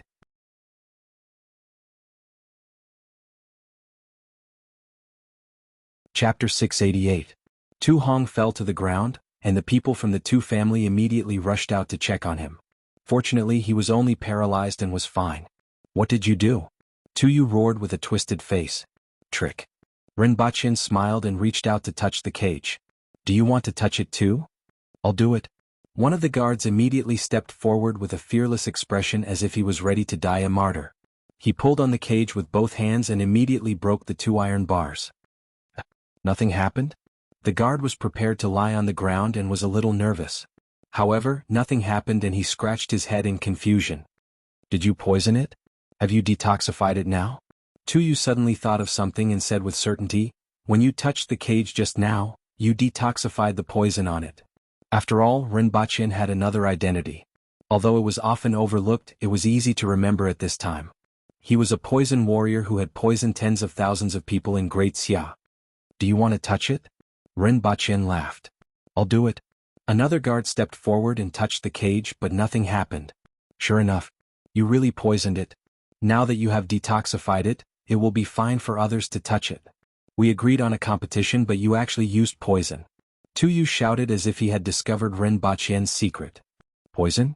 The crowd at the side suddenly became a little chaotic. If Ren Baqian used poison in this competition, it would be a little too much. In order to prove his guess, Tuyu reached out to touch the cage and found nothing. See, I told you that you used poison. However, as soon as he finished speaking, a strong electric current passed through his body, and he fell to the ground like a pendulum. Smoke began to rise from his head, and a burning smell spread. The electric current is still a little too strong, Ren Baqian thought to himself. Just now he had adjusted the electric current in his sleeve, but it seemed to be a little too strong. Fortunately, it wasn't fatal. Tuyu? The crowd was in chaos again when they saw Tuyu's reaction. You really poisoned it? Ren Baqian randomly pointed at someone and said, Why don't you touch it? I didn't do anything. I'll touch it then. The man stepped forward and touched the iron bar without saying a word. However, there was no reaction. I'll do it. Another person stepped forward to touch the iron bar. After a moment of trembling, his whole body fell straight down. I'll do it. Another person came up, but there was no reaction. This time, everyone was a little dumbfounded. How could there be a selection? The crowd on the sidelines was also confused. It would take time to detoxify the poison, right? How could two people take turns to go up? One was injured while the other was lying down. How did this happen? One person stepped forward to touch the iron bars without saying a word. His body immediately trembled. He did not expect that another person would stand on the other side of the cage and touch the iron bars. According to their thinking, Ren Baqian couldn't possibly attack two people in different directions at the same time, right? Then the two of them twitched and lay down again. That's why it's scary to be uneducated. Ren Baqian said casually. What did you do to them? Someone shouted. It's just an electric shock. I'll be fine in a while. Ren Baqian turned his head to look at Xinjia, who was in the middle of the arena. It's about time, right? Black Bamboo Academy wins. Xinjia shouted. Cheers erupted from a corner of the arena. The students from the academy had gathered there. At this point in time, many people had guessed what Ren Baqian had done. When they saw the bewildered faces of the people from the two residents being toyed with by Ren Baqian, they burst into laughter. As for the others, they looked serious. Up until now, they still did not know how Ren Baqian did it. Principal Ren, did you use poison? Tong Xinye stood up and asked the question that was on everyone's mind. Of course not. Do you think I have the ability to poison a Cardinal Heaven expert in an instant? Ren Baqian laughed. Everyone looked doubtful. It was indeed very difficult to poison a Cardinal Heaven expert in an instant. However, Ren Baqian's reputation as a poison warrior still made everyone suspicious. Moreover, whether it's poison or not, you will know once you get someone from the clinic to take a look. Ren Baqian put away the iron clamps outside the box, carried the box and crawled out of the cage. What's in the box? Someone immediately asked. What's in the box? You won't understand even if I tell you. As a man-wheel expert, I can't possibly compete with a Cardinal Heaven expert barehanded, right? Ren Baqian said casually as he walked. Everyone was speechless. What did he mean by a man-wheel expert? Could he be any more shameless? A man-wheel expert was equivalent to a four-way heaven expert of the Aboriginals. In terms of combat strength, they were weaker than a four-way heaven expert of the same level. At most, they were at the level of an ordinary person. However, no one could say such shameless words that an ordinary person couldn't use external objects to compete with a Cardinal Heaven expert. Furthermore, the two of them were competing with external objects and the strength of their practitioners. Everyone was clear about this. Everyone watched as Ren Baqian leisurely walked back while the people from the two residents became the background. They didn't know what to say. Everyone was a little dumbfounded. The impact of these two matches was indeed not small. In the eyes of the Aboriginals, Cardinal Heaven experts were already the top experts and were the lifelong goal of all Aboriginals. However, they were in an extremely sorry state and ended up losing 2 consecutive matches. Although these 2 matches couldn't represent everything, it was enough to illustrate some problems. Ren Baqian was also very satisfied. After these 2 matches, he should be able to change the opinions of some people. With these people's opinions changed, it would be easier for him to do things in the future. Furthermore, the students of the academy wouldn't have to be looked down upon in the future. Just as Ren Baqian was about to reach the Empress, everyone's attention was attracted by the people in the center of the arena. An extremely powerful aura rose from the center of the arena. Tu Hong's entire body was covered with greenish-black veins. He stood up straight from the ground, looked up at the sky and roared, "I'm not convinced." Ren Baqin immediately stopped, turned around and looked at Tu Hong with an amused expression. "You still want to compete? Let's compete again. I don't believe that I can't win after painstakingly attaining the Cardinal Heaven level." Tu Hong roared angrily. His face was full of unwillingness, anger and grievance. "Then what do you want to compete in?" Ren Baqin felt that he should give his opponent a chance. "Our fists." Tu Hong roared without hesitation. "You are stronger than me in terms of fists, but I can agree to compete in destructive power. We don't need to compete in anything else. We just need to find an object and compete in destructive power. Based on my calculations, 7 days later is an auspicious day," Ren Baqin said. "Let's compete in this." Upon hearing this, Tu Hong spat out these 4 words. He closed his eyes and the skin all over his body exploded. Fresh blood spurted out from the surface of his skin as he fell backward.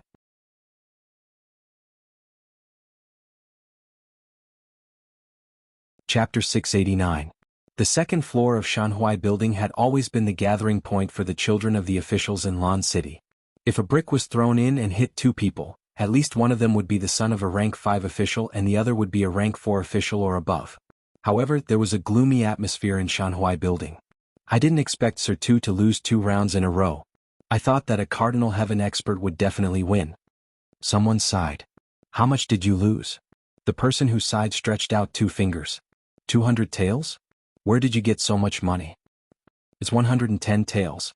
Not only did I lose all my wealth, but I also lost 100 taels from my small group." "Your entire wealth is only 10 taels?" "Nonsense. You borrowed 5 taels from me at Jianghu Building previously.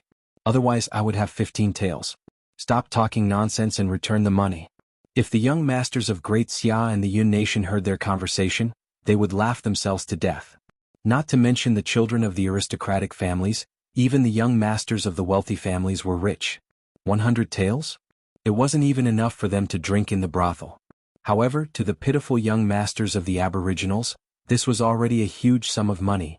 Most of them only had a monthly allowance of 10 taels, and the better ones only had a monthly allowance of a few dozen taels. Even Tong Lan, a genius who had attained the Kismet Heaven realm before the age of 10 and whose grandfather was a rank 3 official, only had a monthly allowance of 30 taels. In the previous 2 rounds, many people had lost even more than their faces. Not only did they lose all of their monthly allowance, but they also lost all of their younger siblings' wealth. Now these people were just waiting for a time to gather at the top of the clock tower.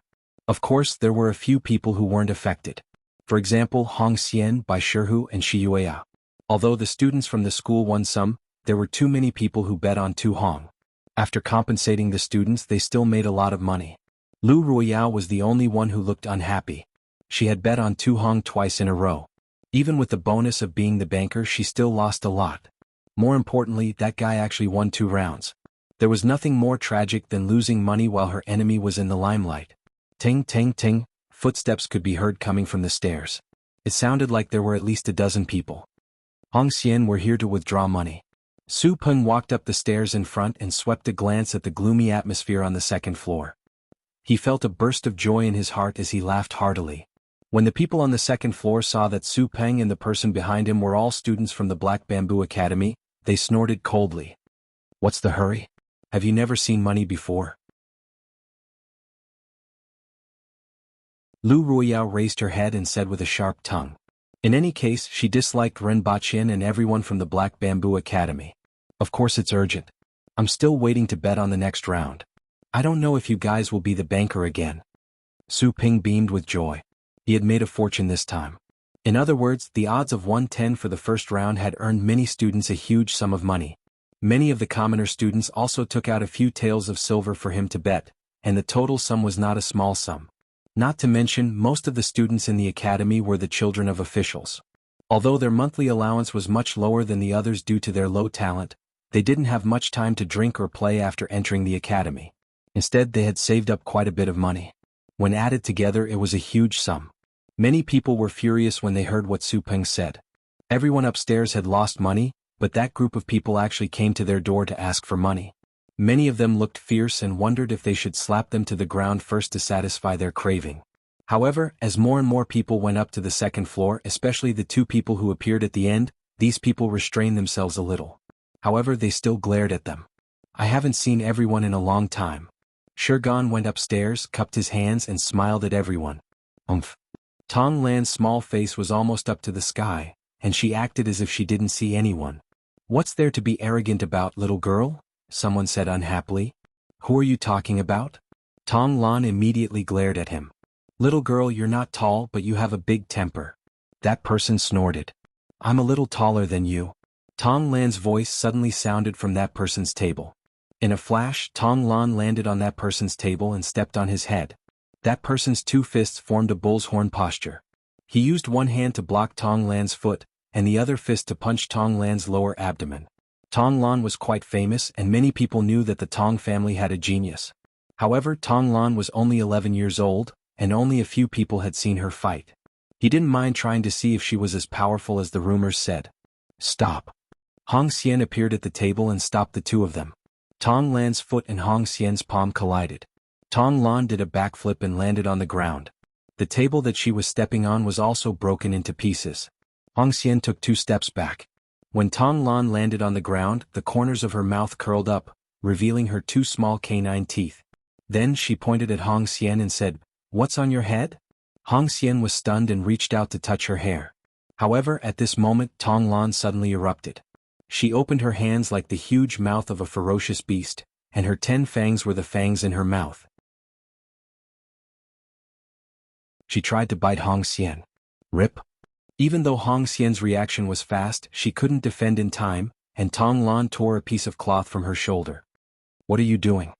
Hong Xian took a few steps back and said angrily, I heard that you are quite powerful and I want to try.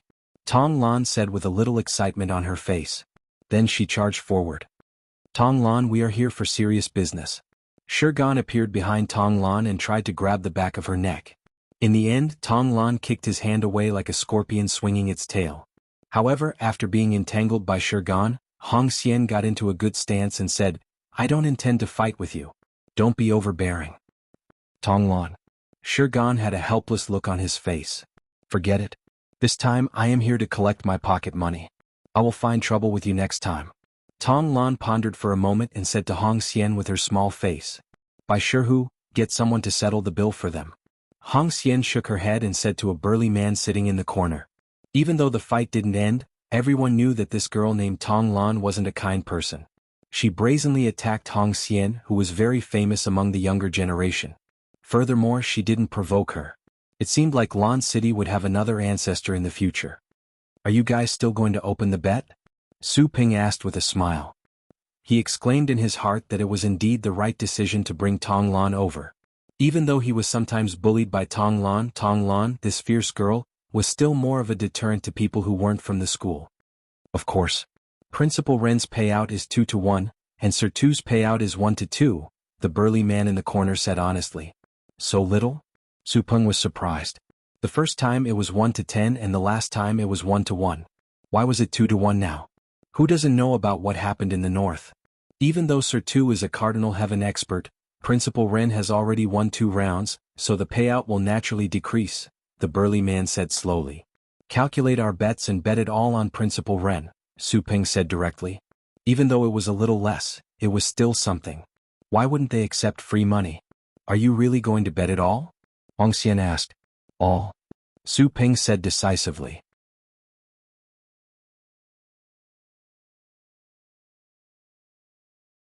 Chapter 690.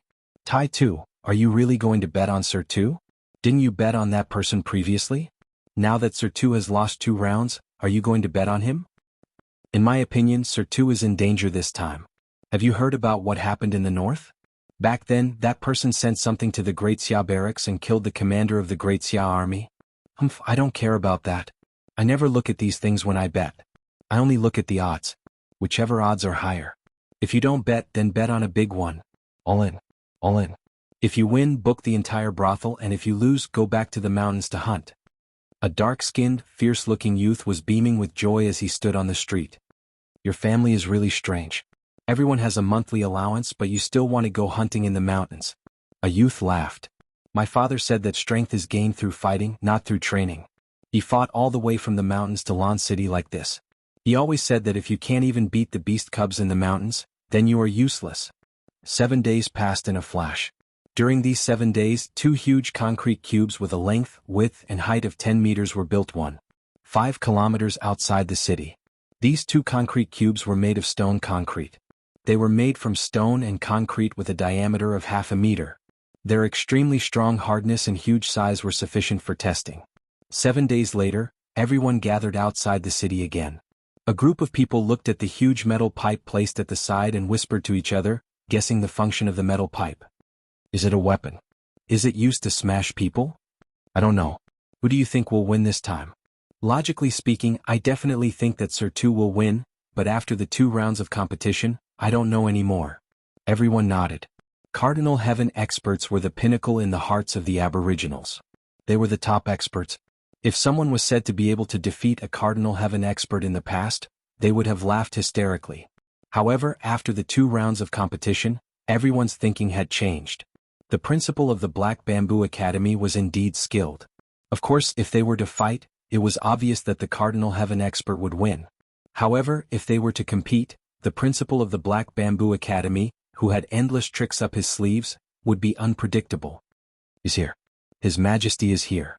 While everyone was talking, someone suddenly shouted. Everyone immediately dispersed and made way for the Empress's imperial chariot. This time, no matter who wins or loses, let's end it like this. In the carriage, the Empress reclined on a thick animal skin and held a copy of One Piece in her hand. She didn't even raise her head as she spoke to Rinpoche. I know that you need to establish your authority if you want them to change their minds. However, according to your words, you can't always take advantage of a sheep's fur, and you can't always grab him and bully him. Got it? Rinpoche didn't know whether to laugh or cry. Yes, it was indeed not a good idea to bully someone. In any case, he was a Cardinal Heaven expert and one of the top experts in the Aboriginals. Tu Hong was probably doubting his life now. The carriage stopped and Rinpoche jumped down first. He turned around and extended his hand to help the Empress up. However, when he turned around, he realized that the Empress had already disappeared. When he turned his head again, he realized that the Empress was already sitting on the chair. Greetings, Your Majesty. Everyone bowed in unison. Well, get ready to start, the Empress said faintly and shifted her gaze back to the comic in her hand. Xanja stepped forward and said, I won't say much about the rules. There are 2 concrete blocks in front, and the winner will be determined by the degree of destruction. Sir 2, Principal Ren, get ready. Sir 2, you first. Rinpoche chuckled. Tu Hong glanced at him, didn't say a word, and strode toward the 2 huge blocks in front of him. These 2 blocks were the result of the prisoners of war working day and night. They had been built the day before yesterday, and Rinpoche had seen them personally. He had sufficient confidence in them. As he got closer, the blocks became bigger and bigger in his field of vision. Tu Hong's body was like a tiny dot in front of the blocks, and the contrast was extremely strong. 2 meters in front of the blocks almost occupied his entire field of vision. In front of him was a city wall, and it was much thicker than the city wall. Tu Hong's clothes exploded, and green veins began to crawl all over his body. Then, the fine veins turned into a greenish-gray color and wandered around Tu Hong's body. Everyone in the distance could feel the strong aura.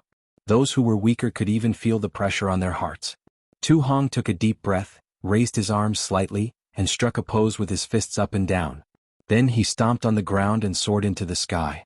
Countless shadows of his fists smashed into the middle of the blocks. Bang! With his fists as the landing point, the gravel flew in all directions with a piercing sound. A huge pit that was 1 meter deep appeared in the middle of the block, and cracks spread in all directions from the center point. Cracks flowed on the concrete block, and small pieces of rock peeled off. The moment Tu Hong's feet landed on the ground, boom! The 10-meter-tall concrete cube shattered with a loud bang, turning into countless gravel that fell down. Rinpoche stood in the distance and smacked his lips. This scene was indeed very shocking, both visually and in terms of the destructive power contained within. Such a huge cube was actually shattered in a single move. Furthermore, it was solid and not hollow. It was a concrete block of 1,000 cubic meters. This wasn't something that could be achieved with a few thousand kilograms of strength. Fortunately, he had never underestimated the martial arts in this world. Even though he was amazed, he could still accept it. Li Fu could collapse a mountain with a single strike. If he really looked at everything in this world with a scientific perspective, he would have gone crazy a long time ago. He had to accept that many times, this world simply couldn't be viewed with the current scientific perspective. Hearing the exclamations from the sidelines and looking at the landslide in front of him, Tu Hong smiled. Then the skin on his body exploded and blood spurted 3 meters high. His entire body fell to the sky. I should be able to win this time, right? Li Fu thought to himself as he looked at the sky above his head. After burning his essence and blood twice, his strength hadn't recovered to its peak. In order to win this time he had to go all out. Fortunately he was prepared this time. Tu Wan immediately brought Tu Hong back to the clinic for treatment. Sir Ren, it's your turn. Tu Wan turned to look at Ren Baqin and said in a deep voice. I'm already preparing. Ren Baqin nodded and was assembling his killer weapon this time, the 300mm mortar. The barrel was brought back from Earth by Ren Baqin and was made of alloy. In order to reduce the accuracy and range, the barrel was shortened by a lot, and the weight of the barrel was reduced to 600 kilograms.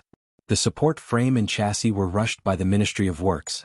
The bipod weighed 1,700 kilograms, while the chassis weighed 3,800 kilograms. Naturally, there was only one shooting angle. Based on this angle, the range was 1,500 meters. As for the shell, Ren Baqin only prepared one. It weighed 960 kilograms and contained 450 kilograms of CL-20 explosives. Its power was 16 times that of TNT of the same weight. In other words, this shell was equivalent to the power of 3 tons of TNT.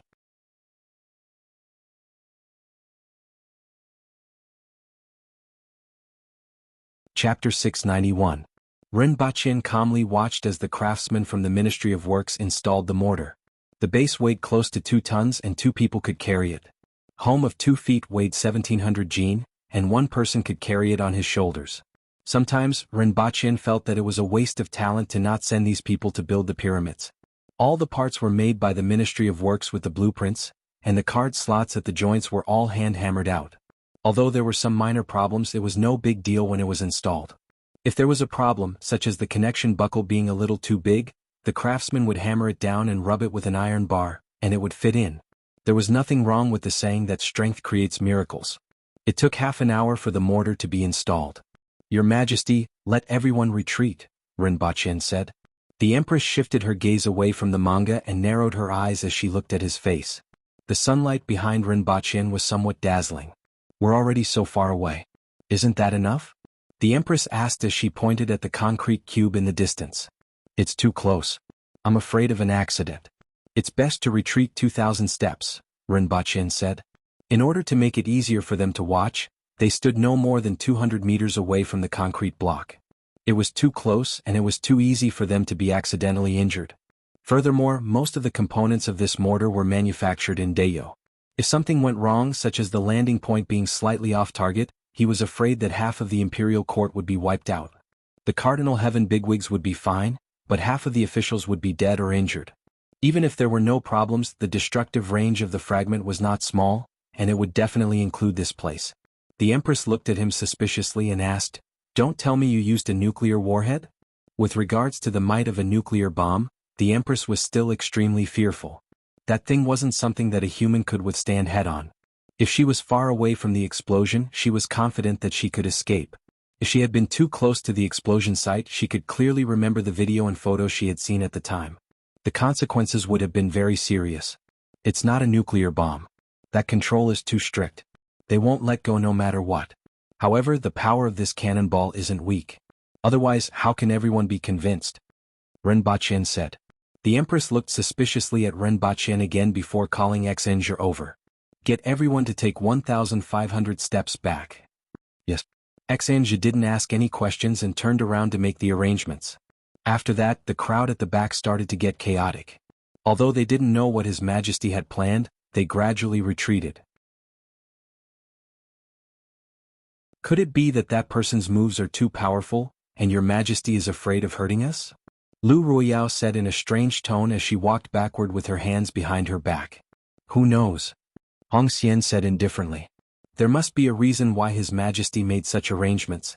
We'll just have to wait and see. Then he said coldly, Young Sparrow Hawk, you've gone too far.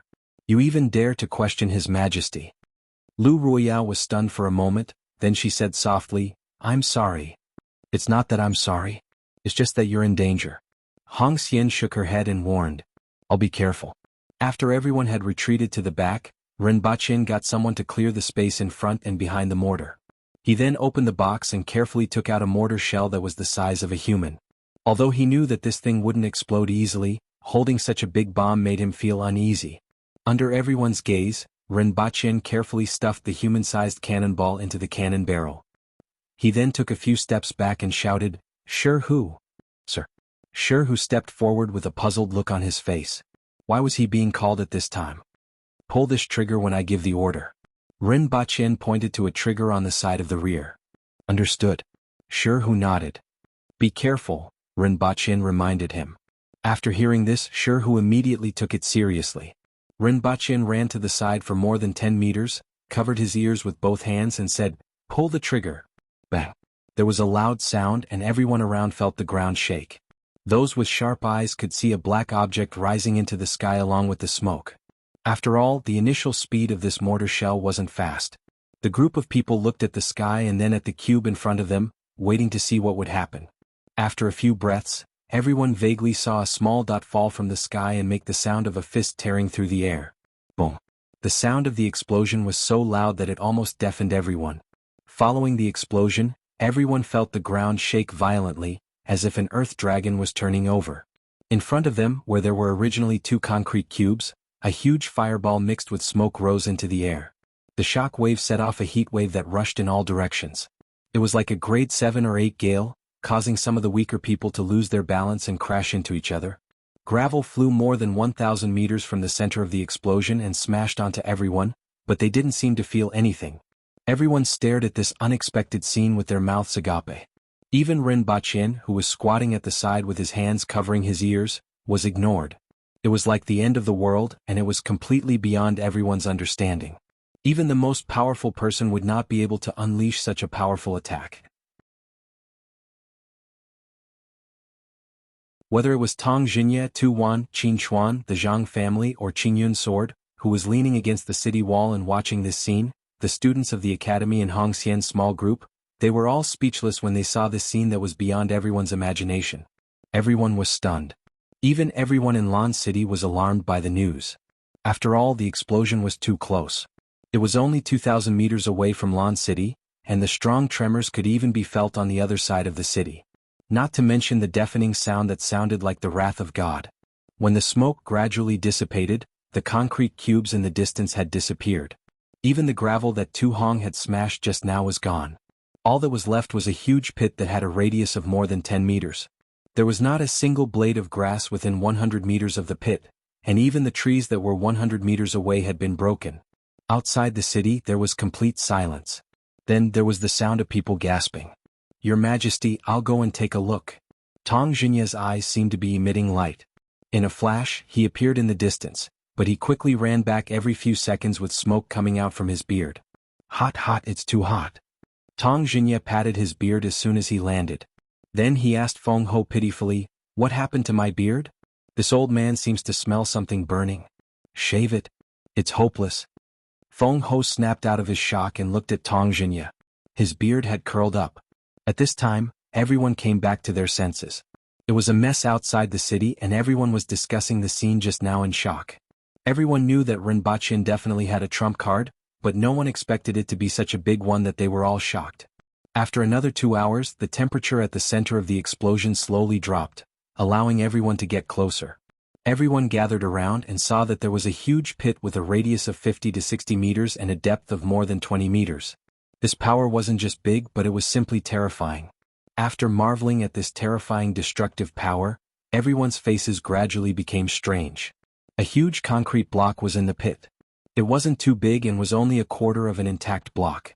However, the problem was that Tu Hong's block had been smashed into small pieces, and there wasn't even a trace of it left. It had been blown away by the shock wave just now. With such a big piece inside, it could only be Rinpoche's target.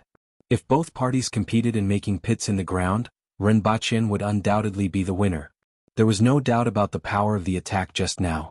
Just the visual effect alone was shocking enough, and the power was even more astonishing. The problem was that both parties' targets were the 2 huge concrete cubes.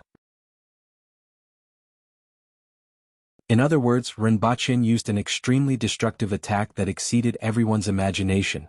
And lost. Rinpoche was speechless when he saw that piece of concrete in the pit. He smiled awkwardly and said, "I missed? It seems that Sir won this round." From the looks of it, the mortar shell just now stuck close to the concrete cube and then exploded. Since it exploded from below, most of the concrete was blown up, and the rest was sent flying upward before falling into the pit. Hearing this, everyone was speechless. Su Peng and the others at the side were even more shocked. They were even more shocked than when they saw the explosion just now. You made such a big scene and made such a big pit, and then you tell us that you missed? Are you trying to kill us? My pocket money? Tong Lan looked like she was on the verge of collapsing. If it weren't for someone holding her back, she would have rushed up and fought with Rinpoche. Ha, that's what I said. Who cares about this and that? Let's bet big. All in. Whichever has the higher odds. The winner will book the brothel and the loser will go hunting in the mountains. A ferocious-looking young man laughed wildly. Dad, tonight at Jianghu restaurant, it's my treat.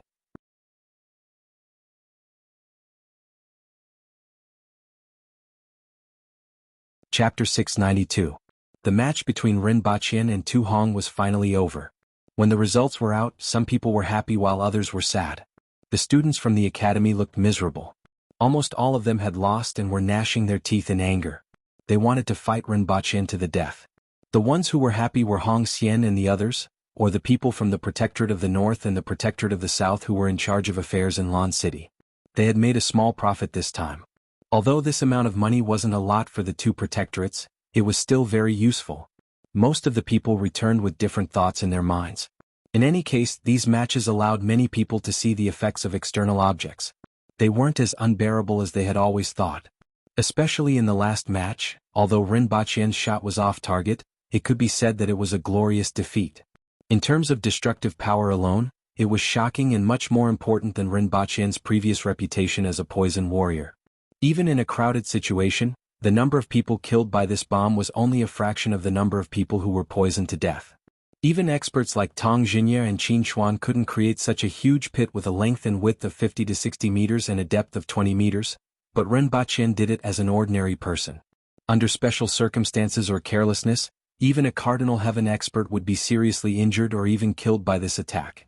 If there were 10 or 100 of such things, even a Cardinal Heaven expert would have to take a detour. The value of Black Bamboo Academy and Rinpoche's strength had greatly increased in everyone's hearts. Even the students of Black Bamboo Academy were re-evaluated. After that explosion, Black Bamboo Academy truly became the #1 academy in Dayo. Of course, Dayo didn't have a second academy. It didn't even have a school. However, Black Bamboo Academy's status had greatly increased in everyone's hearts. As the principal, Rinpoche's status had instantly risen to the level of a Cardinal Heaven expert. This time, not only did no one gossip, but many people began to wonder if they could also send their own disciples to the academy.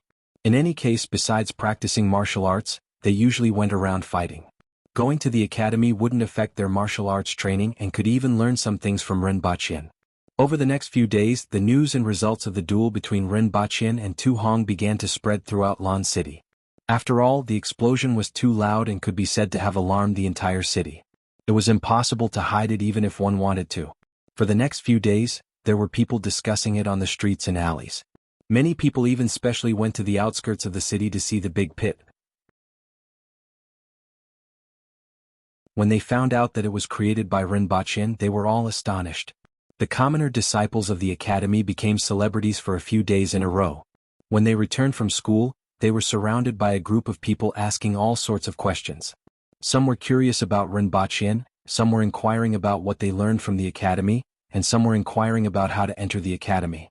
This allowed them to finally gain some comfort after experiencing the great loss of becoming rich and losing their family fortune. After all, if the academy became famous, they would also feel honored.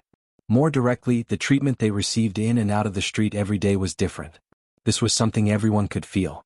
Rinpoche placed the book on the lectern and swept his gaze across the classroom. Their bitter and hateful faces finally looked a little better today. After all, time could erase everything, including losing one's family fortune. In any case, he would treat it as a lesson to them. Uncontrollable things like gambling and jumping off cliffs should be kept away. That afternoon, the attention of the students was focused on another matter, which was how to send the train out of the city. These days, the construction of the railway tracks in the academy and the outskirts of the city didn't stop at all. Everything was finally completed, and the next step was to test the train. However, how to send the train out of the city was still a problem. One option was to push the train over since it had wheels. However, this idea was immediately opposed by a bunch of people. After all, trains were currently designed to travel on rails. Inside the wheels was a disc that was larger than the wheels, called the wheel rim.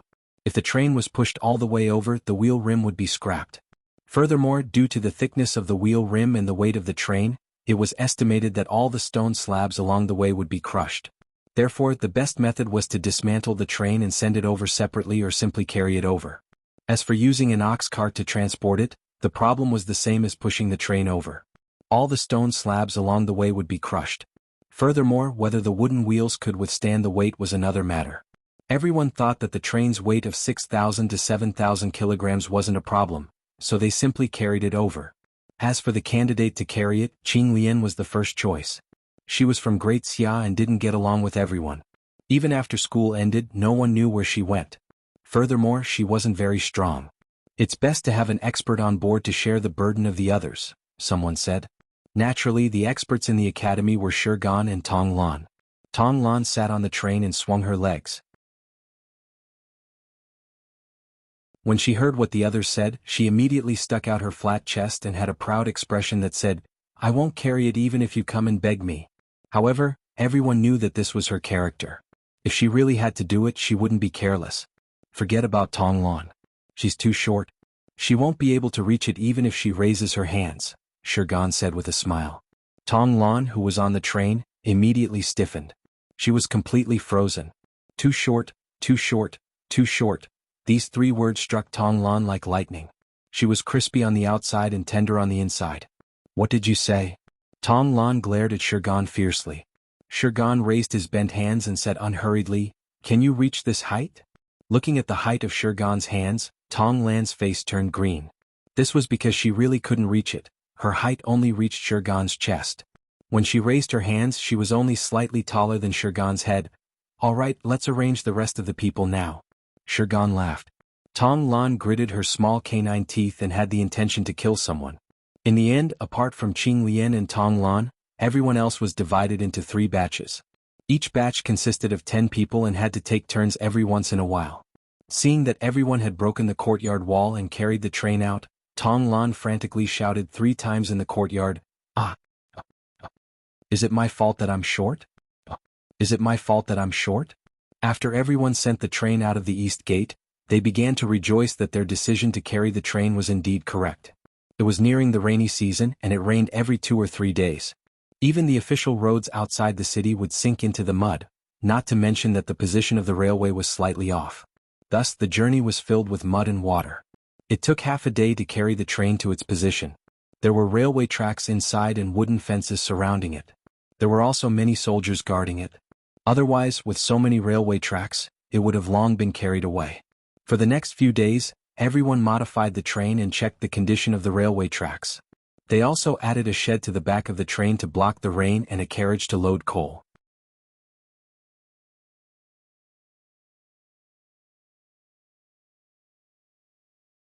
Chapter 693.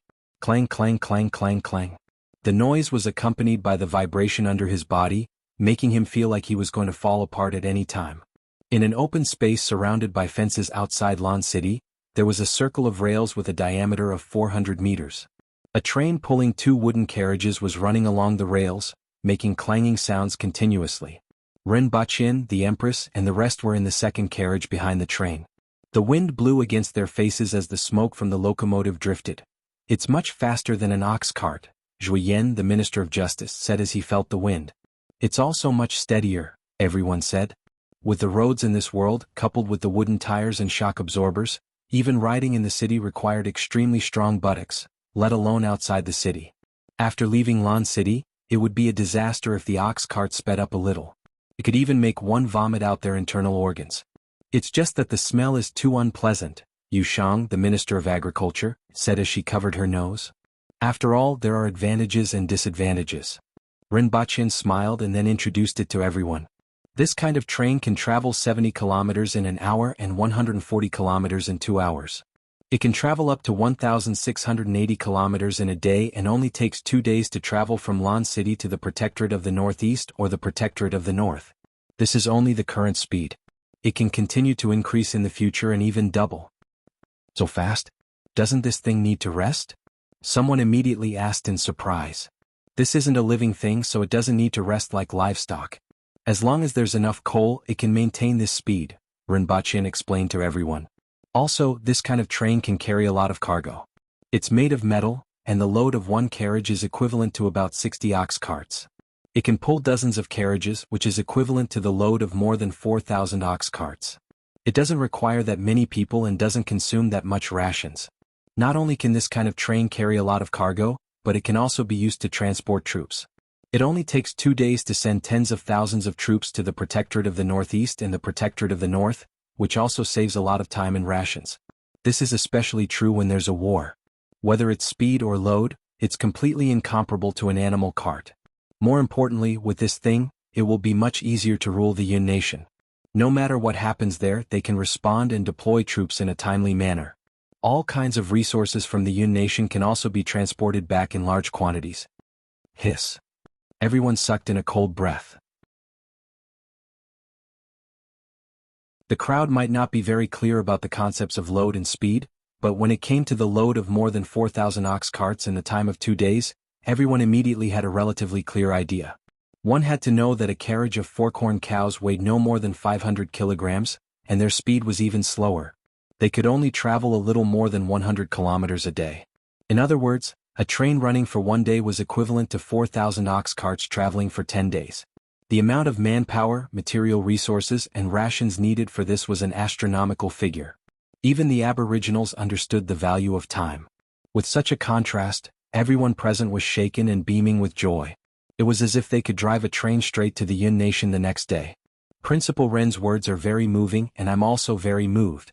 However, all of you should know that just these so-called rails below have consumed more than 200,000 kilograms of steel, which is enough to arm 10,000 soldiers. It was thousands of miles from the Yun nation. How much iron was needed? More than 50 million kilograms. Even if Mount Damo was emptied, there might not be so much iron, and the time needed would be in the hundreds of years. Tu-Wan poured a bucket of cold water on everyone from head to toe. Everyone didn't need to count with their fingers. Just hearing that more than 100,000 kilograms of iron was enough to scare them. What was even more frightening was the amount of iron needed to spread from here to the Yun nation. This number had completely exceeded everyone's understanding of numbers. They always felt that this number was inexplicably far away, so far that it seemed impossible to achieve. Everyone was dumbfounded as they looked at Tu-Wan and Rinpoche, not knowing what to say. Doesn't that mean that it can't be built at all? Someone sighed. No. My plan is to connect Lan City to the Yun nation in 10 years, not to the Protectorate of the Northeast. Rinpoche waved his hand. Everyone, please listen to me. In fact, it's not as difficult as you think. Although iron ore is scarce in Dayo, there is no shortage in the Yun nation. As far as I know, there are 7 known iron ore mountains in the Yun nation, and I'm afraid there are more that have yet to be discovered. This railway is calculated to be 4,000 kilometers long, and according to the standard of 100 kilograms of iron per meter of rail, it will require 400 million kilograms of iron. Even the smallest iron ore mine will contain at least 100,000 kilograms of iron ore. Based on 50% of the iron ore content, there will be 250 million kilograms of iron and steel, which is enough to build such a railway. A slightly larger iron ore mine can build 10 such railways, and a medium-sized iron ore mine can build 100 such railways. Therefore, you don't need to worry about the amount of iron and steel consumed. The Yun nation has enough iron and steel reserves. As for mining, that's even less of a problem. As long as a prisoner of war can mine 5 kilograms of iron a day, it will be more than 1,500 kilograms a year. The iron ore mines in the Yun nation aren't like those on Mount Damo. Do you think that each of them can even mine 5 kilograms of iron a day? 100,000 prisoners of war will be able to mine enough iron in 2 years. Rinpoche put aside everything else and used numbers to calculate for everyone. As for mining iron ore, it wasn't a problem in his eyes. The physical fitness of the people in this world was much stronger than that of the people on Earth. If they encountered any problems, there were so many earthwheel experts who could solve them. If it didn't work out, they could still transport explosives over. Compared to the mining methods on Earth, there were many more ways to mine, and the difficulty was much lower. Furthermore, we can directly build a steel plant in the Protectorate of the Northeast. After smelting in the Protectorate of the Northeast, we can directly build a railway from there to the nation. Even if we fail in the end, the railway can be used for other purposes. It will only consume a little manpower and rations, and we will still be able to obtain a lot of iron and steel. If we succeed, this will be a great achievement for generations to come, and the Yun nation will be firmly in the hands of the empire. After Rin Baqin finished speaking, everyone began to ponder deeply. Qin Chuan scratched his head and said, "Although I don't understand how much is needed, what Sir Rin said makes sense. Sir Rin is definitely more knowledgeable than I am, so I think it will work. If this railway could really be realized, the Ministry of War would also benefit from it." The thought of being able to mobilize troops at will made Qin Chuan excited. "I think that what Sir Rin said is right. If this matter succeeds, the entire Yun nation will be in the hands of Her Majesty. It will be worth it even if we have to pay a little," Shi Qing said slowly. "I second that." Ko Zhihai nodded. "I am aware of Sir Ren's knowledge and ability." Tong Xinye chuckled and then changed the topic. "However, is there really that much iron in the Yun nation?" "Definitely and definitely. Iron is one of the most common substances in nature. As long as iron ore is formed, the amount won't be too little. Furthermore, I have been following the most conservative estimates. Based on the level of prospecting in the Yun nation, most of the iron ores that can be discovered are exposed open-pit mines. The reserves and ore quality may be higher than what I have said. In particular, 3 of the iron ores are very close to each other, and it is very likely that a large iron ore is buried underground. The location of these 3 iron ores is currently where the vanguard of Protector General Zi Donglai's troops is. As long as we continue to push forward, these 3 iron ores will fall into our hands, Rin Baqin said. Even Tu Hong didn't say anything else after hearing this. After all, if such a railway could achieve the effect that Rin Baqin had mentioned, it would be too valuable and worth the risk. Moreover, they didn't need to pay much. Whether it was the mines or the captives, they were all from the Yun nation. The most important problem of food could be solved by the pumpkins, sweet potatoes, and other high-yielding crops that Rin Baqin had brought. What they had to do was to conquer the Yun nation, which was originally part of the plan. Everyone had been drooling over the riches of the Yun nation for a long time. Even if they didn't have this goal, they wouldn't let go of this piece of fat meat, not to mention that it was already on the chopping board. At present, Dayo had successively sent 60,000 reinforcements to the Protectorate of the Northeast. In addition to the original army of the Protectorate of the Northeast, there were a total of 75,000 soldiers, which was close to the original strength of Dayo. All of them had been sent to the Yun nation. The Yun nation had now lost a quarter of its land, and the country was in a state of panic. Everyone jumped off the train and watched from the side. After 12 hours without slowing down, just as Rin Baqin had said, they were satisfied and returned to the city to arrange the following matters. The plundering of the iron ores and the laying of the railway had become one of the most important things in everyone's mind. The Black Bamboo Academy also had to continue to improve the design of the train to ensure that there wouldn't be any problems. If the speed could be doubled as Rin Baqin had said, everyone would wake up laughing even in their dreams.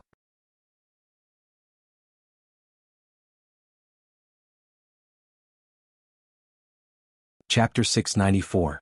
Zheng Qingmian has great ambitions but little talent. Now that a quarter of the Yun nation's land has been seized by the barbarians, he is still rebuking dissidents in the imperial court, hindering the Western army and cutting off their reinforcements. Nearly 100 people are still under the iron hooves of the barbarians. He is simply incompetent. This time, the barbarians are menacing and completely different from the past. The 500,000 troops of Great Xia have already deployed at the southern front and are fighting with the barbarian general Hong Wu. However, the 70,000 barbarian soldiers in the Yun nation have no intention of retreating. Can't they see their purpose? The barbarians want to destroy the Yun nation this time. However, Zheng Qingmian is still wishful thinking that they will retreat on their own. If the Yun nation is destroyed, you and I will both be doomed. Tomorrow my teacher will depart for Wangjing and fight with his life. My teacher has already contacted more than 10 officials who have returned to their hometown to go to the capital together. Even if he has to knock his head against a drum, he must let His Majesty know how rotten the situation is. If Zheng Qingmian is allowed to do as he pleases, the destruction of the nation is imminent. Although I'm just a scholar, I'm willing to follow teacher. What do you think? In the tavern, a scholar sat at a table and spoke passionately. His young face was slightly flushed due to his hot blood.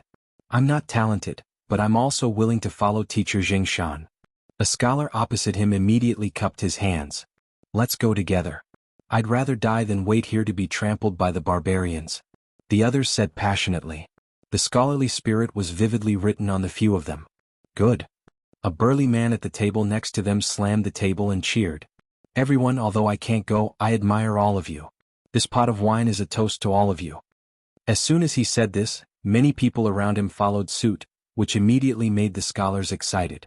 "As long as the Yun nation still has hot-blooded men like you, the Yun nation will win." After finishing the wine, the burly man asked a few more details, such as whether the guards were safe and who else teacher Jingshan, who was famous in Jianghu City, had invited. He then praised them profusely.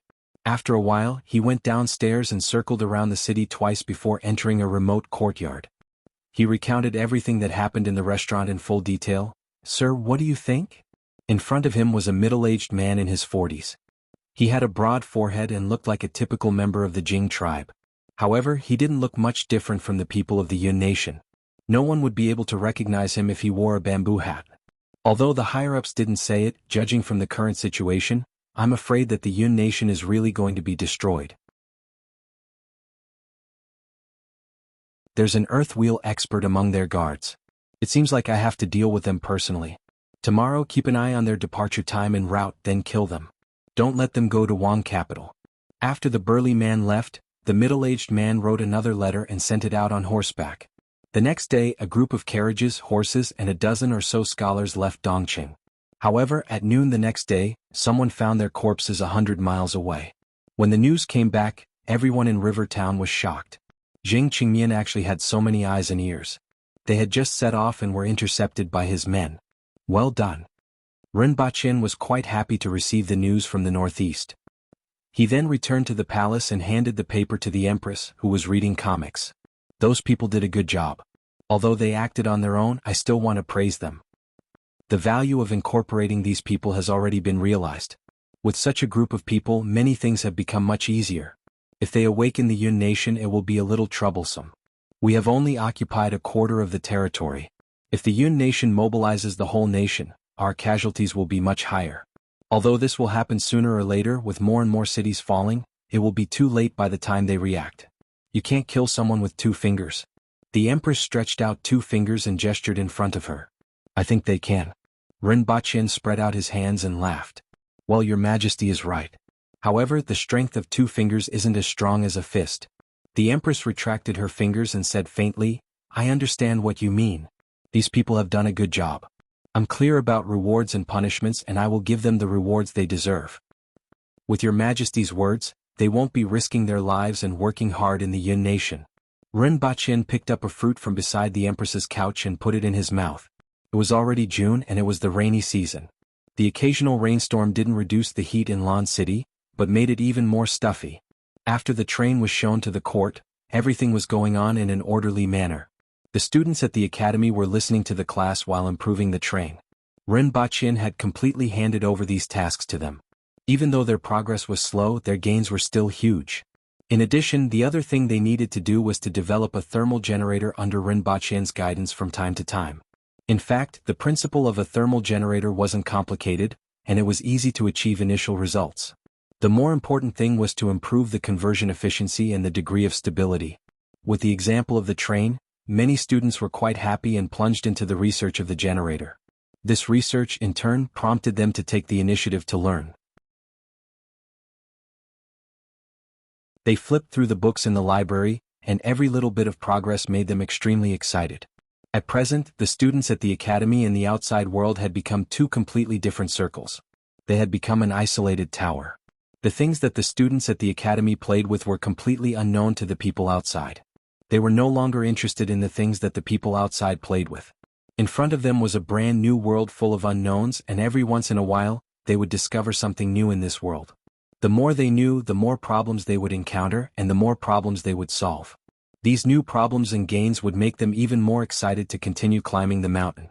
The sense of accomplishment and excitement, as well as the sense of identity that came from working together, was something that nothing else could give them. Even Tong Lan had become one with the other students, even though she still had that arrogant look on her face. However, there were also exceptions in the academy. For example, Xing Lian was obsessed with mathematics and couldn't extricate herself from it. Every day she would hold books on algebra and geometry without letting go of them for even a moment. Faced with all kinds of questions from Xing Lian every day, Ren Baqin was forced to pick up the mathematics that he had returned to the teacher long ago. On the other hand, with the maturity of the high-yield crops brought by Ren Baqin, the harvest of thousands of kilograms per mu had already made Lan City and the surrounding cities rich in food. New crops such as pumpkins and potatoes began to appear in the market in large quantities and were accepted by the people. These high-yield crops and canned fish, which had been increasing in production, had greatly relieved the pressure brought about by Dayo's repeated conscription over the past year. The Empress also took this opportunity to mobilize more auxiliary troops from more cities to the Yun nation. On the one hand, they had to transport the plundered goods, and on the other hand, they had to manage the prisoners of war and dig the 3 iron mines that they had just obtained. Now that Zidonglai was plundering money, food, and resources from the Yun nation, a large number of prisoners couldn't be sent back to Dayo in time and could only be guarded or killed on the spot. As for the war with the Qin nation and Great Xia, due to the arrival of the rainy season, the bowstrings and crossbows began to lose their elasticity due to the moisture, and the attacks from both directions slowed down for a while.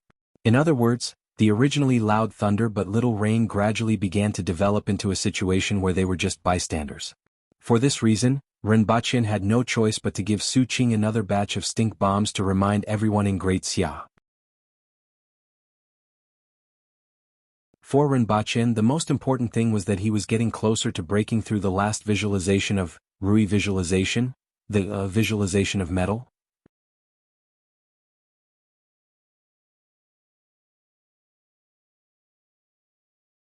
Chapter 695. There were no plants and the ground was dry and cracked. Swords of different shapes were stuck in the ground. Every few steps, there would be a quaint sword half buried in the ground. The background of the sky was a fiery red sunset. The fiery red sky, the surrounding desolation, and the ownerless swords gave Ren Baqin a sense of desolation. The land of sharp metal was the name of this place. Ren Baqin walked forward slowly. Although he didn't come into contact with anything, there were bloody wounds on his body from time to time. It was as if there were countless invisible swords trying to cut him into pieces. This was the world of the visualization of metal. Everywhere was filled with invisible sharp metal chi. Ren Baqin felt that it should be called the Infinite Sword Creation, or the Sword Tomb. Amit Ba. Ren Baqin placed one hand on his chest and chanted the name of Buddha.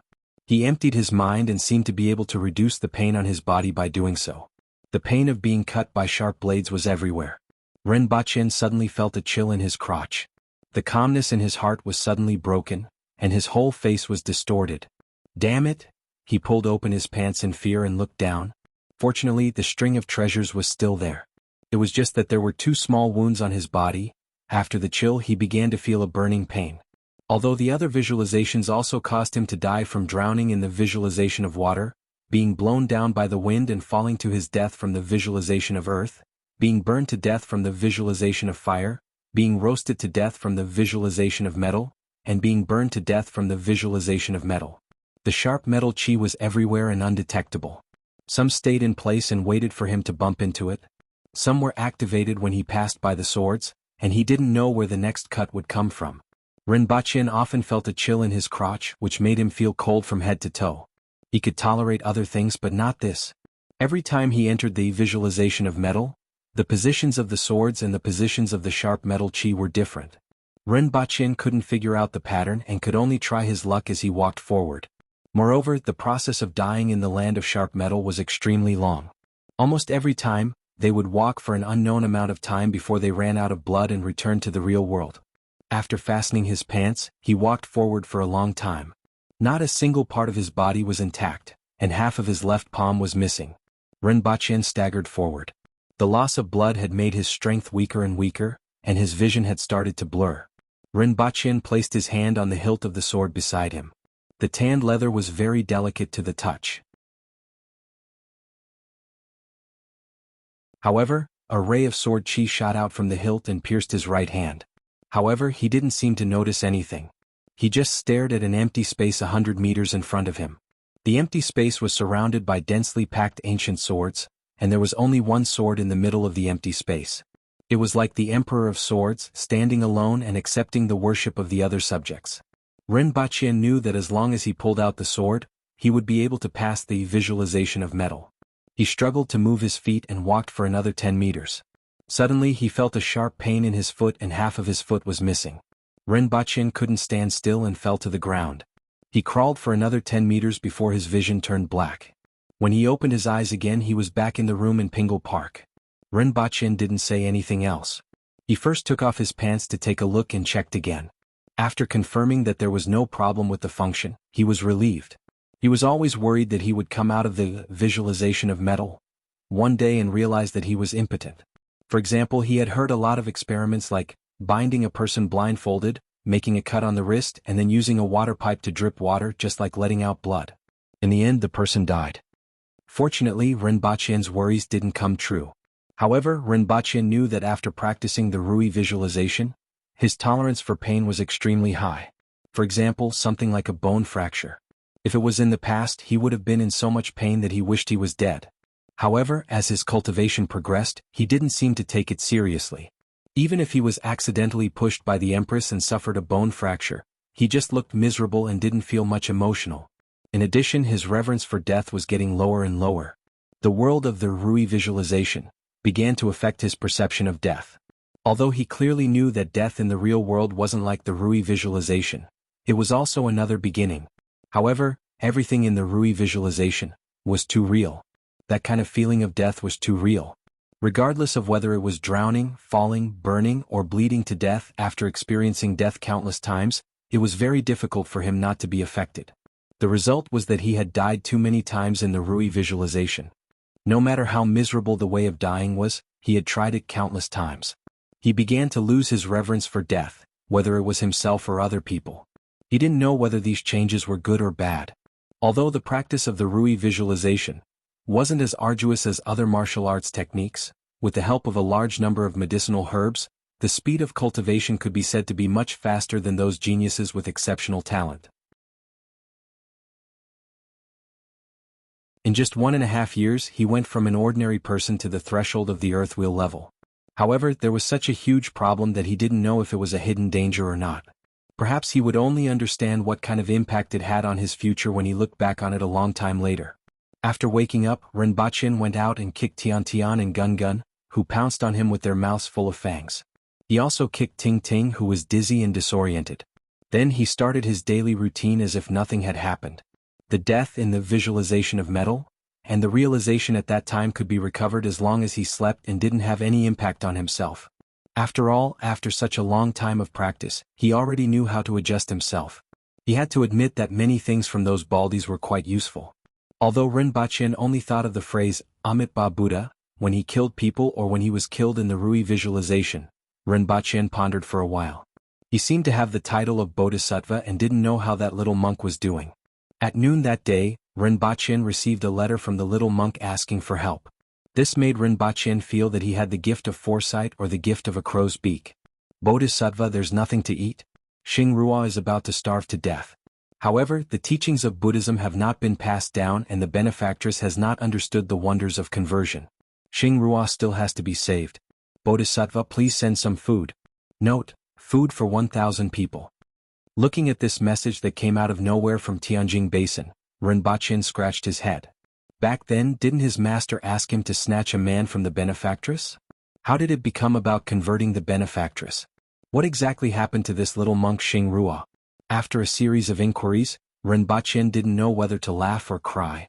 During this period of time, the little monk had been doing quite well in preaching in Tianjin Basin. Over the past year, he had gained a few thousand followers. From a few dozen followers to a few thousand followers, this was already considered very impressive for a little monk who wasn't even 10 years old. Of course, this was also related to the massacre in Tianjin Basin by Shiwanya and the chaos in Jianghu City. After that little monk had gained some followers and advocated for the people to help each other, which helped them get through the most difficult period. Although the current situation wasn't very good, it was much better than the situation in Jianghu City. After that, he actually went to convert prostitutes. It should be said that those prostitutes were women who lost their families due to the war and couldn't make a living. They were reduced to the streets in exchange for food.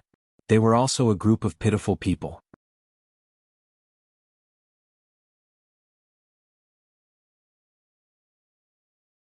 Chapter 696. In the following days Rinpoche kept trying. The most recent time he bled to death at the edge of the boundless sword formation. The furthest he went was about 200 meters away from the boundless sword formation before his throat was pierced by a sword that suddenly appeared. However, Rinpoche knew that he was very close to breaking through. No matter how the sharp metal energy in the sword formation changed, he was still advancing. A distance of 100 meters. If he was lucky he would be able to break through the next time. If he was unlucky he might need to try 10 or 20 times. After another half a month he was missing 4 fingers on one hand, and his other hand was broken at the elbow. He was missing an ear and he was blind in one eye. There was almost no part of his body that was intact. He looked as miserable as he could be. However, this couldn't stop the fire in his heart. He had finally walked out of the sword formation. After more than 7 months he had died more than 200 times. There wasn't a single part of his body that wasn't injured. However, he had finally walked out. Ah! Rinpoche roared at the sky and used all his strength to stride forward. However, before he had even walked half the distance, he felt a sharp pain coming from his knee. He lost his balance and fell forward. At that moment, his injured calf was chopped off by the sharp metal energy that was floating in the air. Bang! Rinpoche fell heavily on the ground. His heart trembled. The feeling of falling again and again, bleeding to death surfaced in his heart. He secretly clenched his teeth. Could it be that he was going to fail again? However, even if he failed he couldn't just wait for death here. Even if he was a little closer to that sword, the chances of success would be higher next time. Rinpoche clenched his teeth and crawled forward with his hands and feet. The wounds on his body were covered with sand, and at the same time, a long trail of blood was left on the ground. The strength in his body was getting weaker and weaker, and his body was getting colder and colder. However, the distance between him and that sword was getting closer and closer. If others could see this scene in his consciousness, they would be able to feel the tenacity exuding from Rinpoche's body. If it was someone else who kept dying over and over again like this, those who were weak would have given up long ago. Even if an ordinary person didn't break down, their personality would change drastically. However, Rinpoche persevered time and time again and never relaxed. Normally he would even laugh and cry. Even Rinpoche himself didn't expect his mental fortitude to be this strong. However, in Dayo's 1.5 years, he had honed his skills to such an extent. Even with his broken elbows and exposed knees, he still crawled forward bit by bit, even though every movement would cause him severe pain. He had forgotten the passage of time. Even though his body was extremely weak, he did not die. With his last breath he crawled to the sword. A sword with a red hilt made of an unknown material. Unlike the other ownerless swords that were broken, this sword's entire body was bright as snow, as if it was meticulously cleaned by its owner every day. Moreover, there were no patterns on it. There was only an inclined surface in the middle of the blade. It seemed that the middle of the blade was much thicker than the two sides of the blade. Ha ha ha, ha ha ha. Rinpoche lay on the ground and laughed.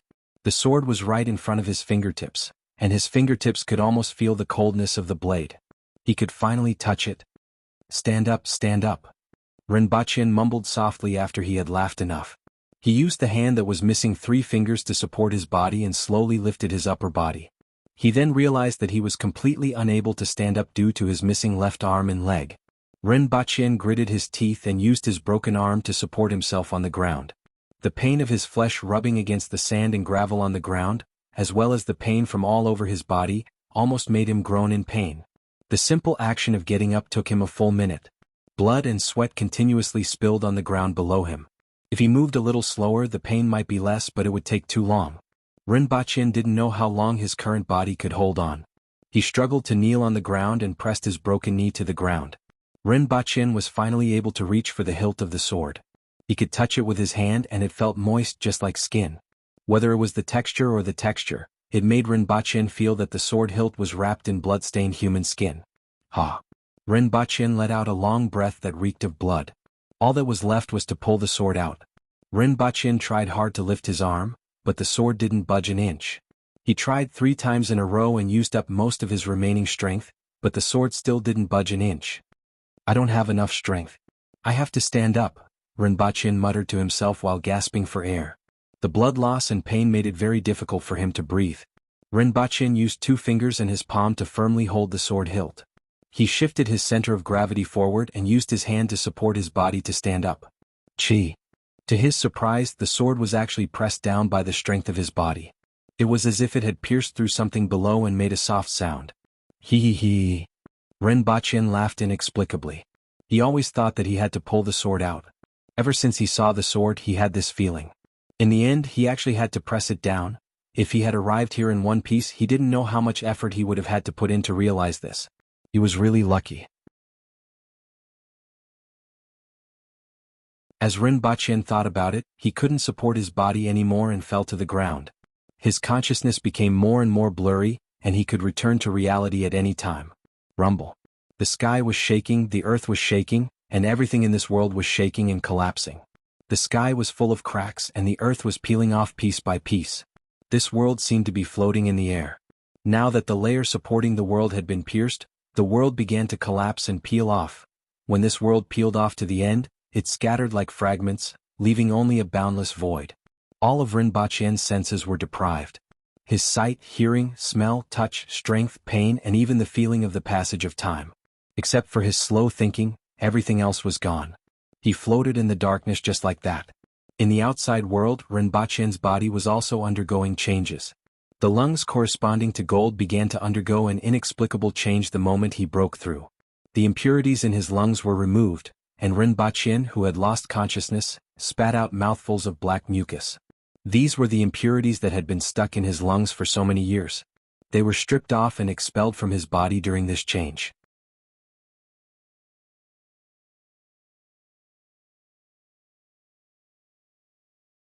Chapter 697. Ren Baqin was awakened by hunger. The strong sense of hunger was like a tide that stimulated his brain. His surroundings were dark, but he was lying on a familiar bed. The sound of heavy rain could be heard from outside the window. However, Ren Baqin had no time to think about other things. Hungry, hungry, hungry, hungry. Ren Baqin felt that his eyes had turned green. He quickly found a bag filled with candies from around the bed. He tore open the wrapper with trembling hands and threw the candies into the bag. Finally, he swallowed them without any hesitation. 1 piece, 2 pieces, 3 pieces. A bag of about 1.5 kilograms of candies was in his stomach.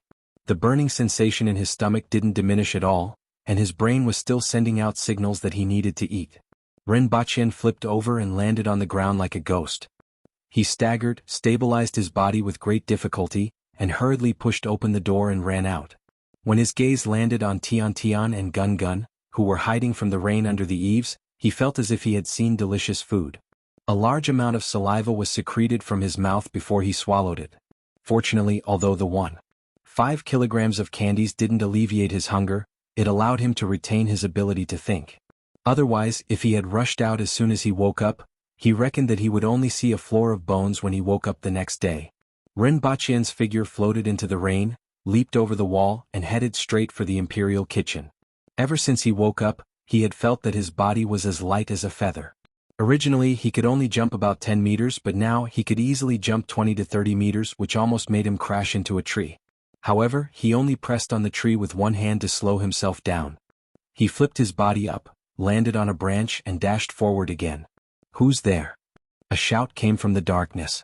Although Ren Baqin couldn't see, he could sense that there were 2 very distinct auras in the darkness ahead.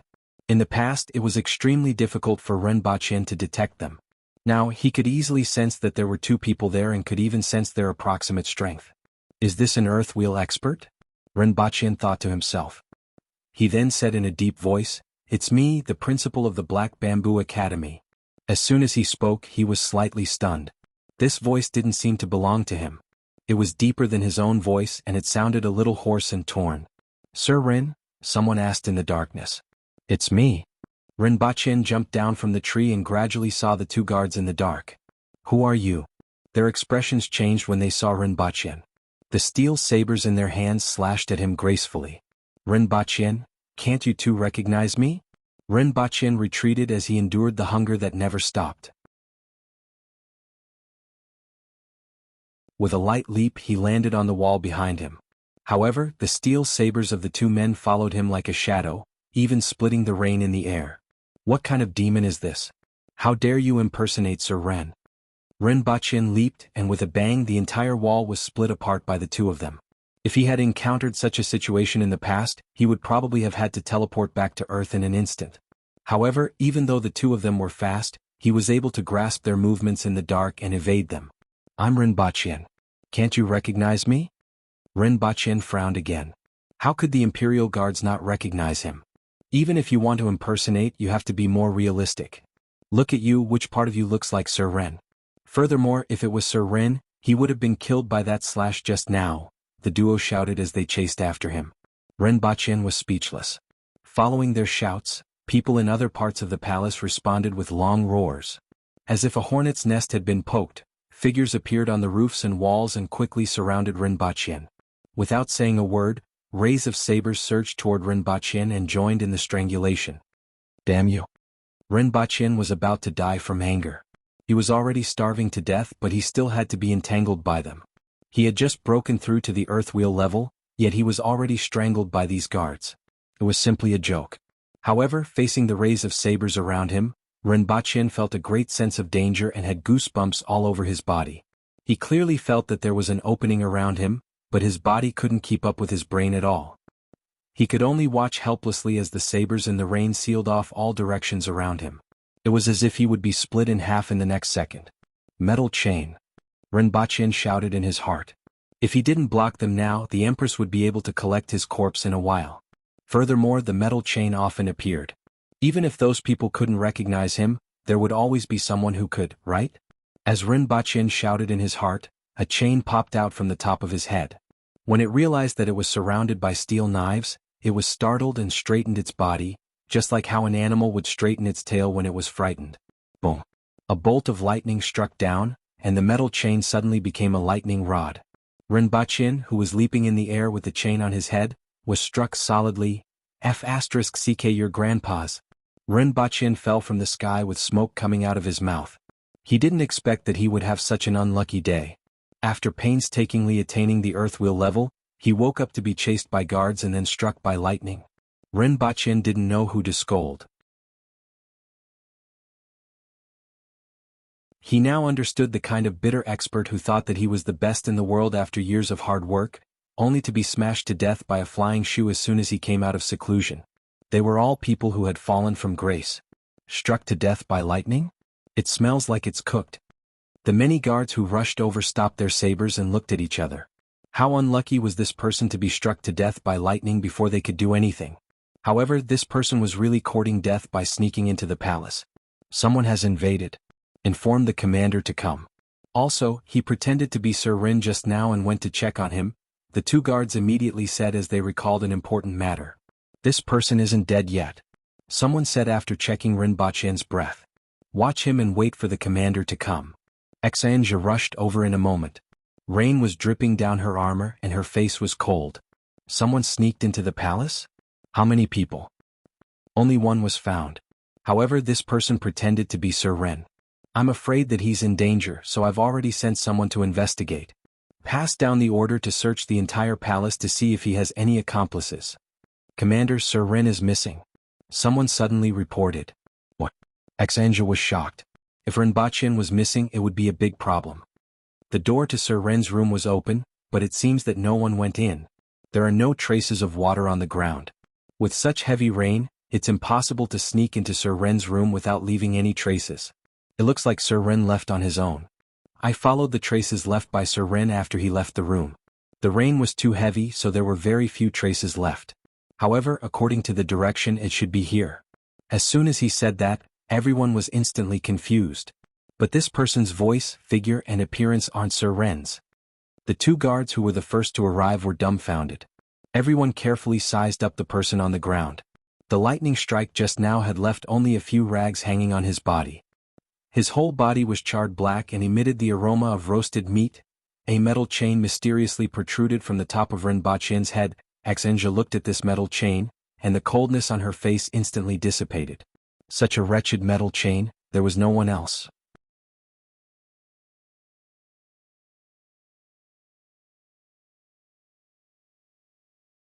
Chapter 698. Damn it, damn it, damn it. In the boundless darkness, all that was left in Rinpochen's mind was his resentment towards the group of simple-minded guards and that brilliant bolt of lightning. During this period, he would occasionally curse the metal chain and then continue to curse the group of guards and that bolt of lightning. He had just broken through to the earth wheel level and was struck by lightning before he could even have a bite of meat. Was there anyone more miserable than him? After cursing in the darkness for an unknown period of time, Rinpoche suddenly felt that the surrounding darkness was a little different. It was a very subtle difference. There seemed to be a trace of purple pulsating in the darkness. It was just that the trace of purple was too small and hidden in the darkness, so he didn't notice it. What is this? The new discovery in the endless darkness made Rinpoche suddenly raise his spirits and search for that trace of purple. For an unknown period of time, Rinpoche had been trying hard to find traces of that trace of purple. However, he only found it twice and both times were fleeting. This made him even more curious. However, at this moment he felt himself being pulled by something. Following which he felt dizzy. The feeling of hunger and pain all over his body surged into his mind again. Am I back? This thought emerged in Rinpoche's mind. The eyeballs under his eyelids moved, and he tried hard to open his eyes. He saw the Empress's cold and concerned face above him. When he turned his gaze again, he realized that he seemed to be in the Empress's bedroom. You are finally awake. The Empress heaved a sigh of relief. Following which she said softly, You are lucky. If it were someone else, they would have been in danger this time. It was dangerous enough for me, Rinpoche thought to himself. He was very conscious and could even feel the presence of 3 people in the hall. 2 of them were very weak, Qing Yuan and Hong Yuan. The last one was at the earth wheel level, but he didn't know who it was. Your Majesty, Sir Rin should be fine. It's just that he has consumed too much energy and needs to replenish his body, an old voice said from the side.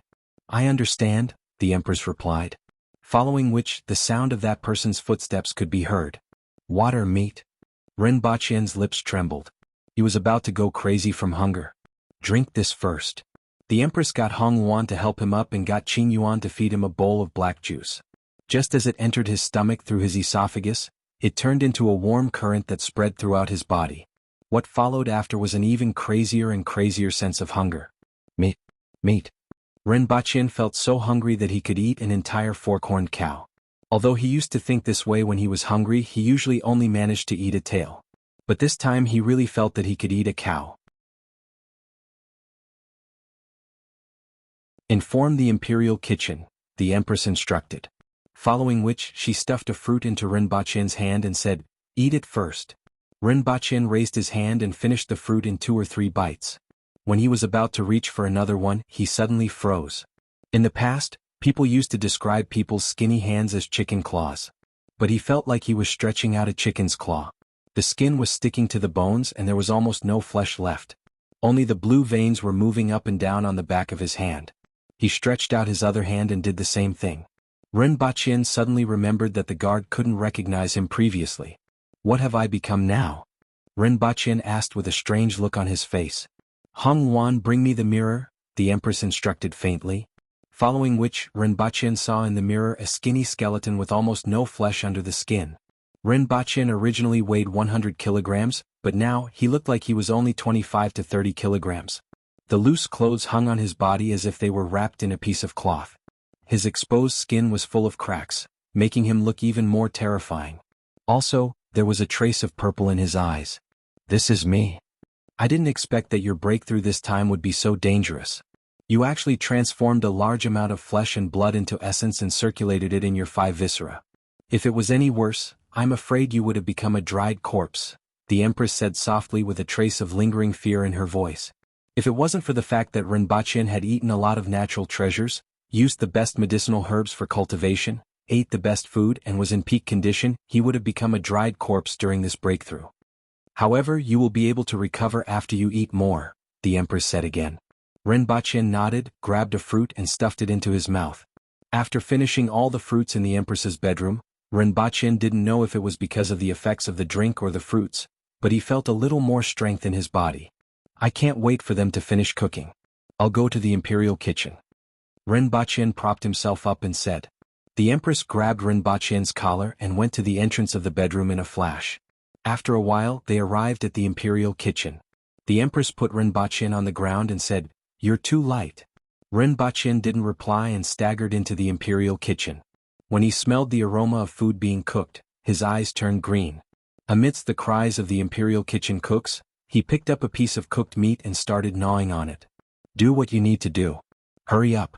The Empress followed behind Rinpoche and said to everyone, "Yes, Your Majesty." Everyone did what they needed to do. Rinpoche was like a hungry ghost that had been starving for thousands of years.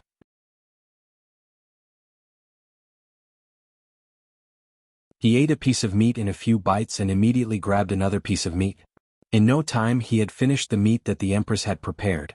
However, his hunger didn't seem to be alleviated at all.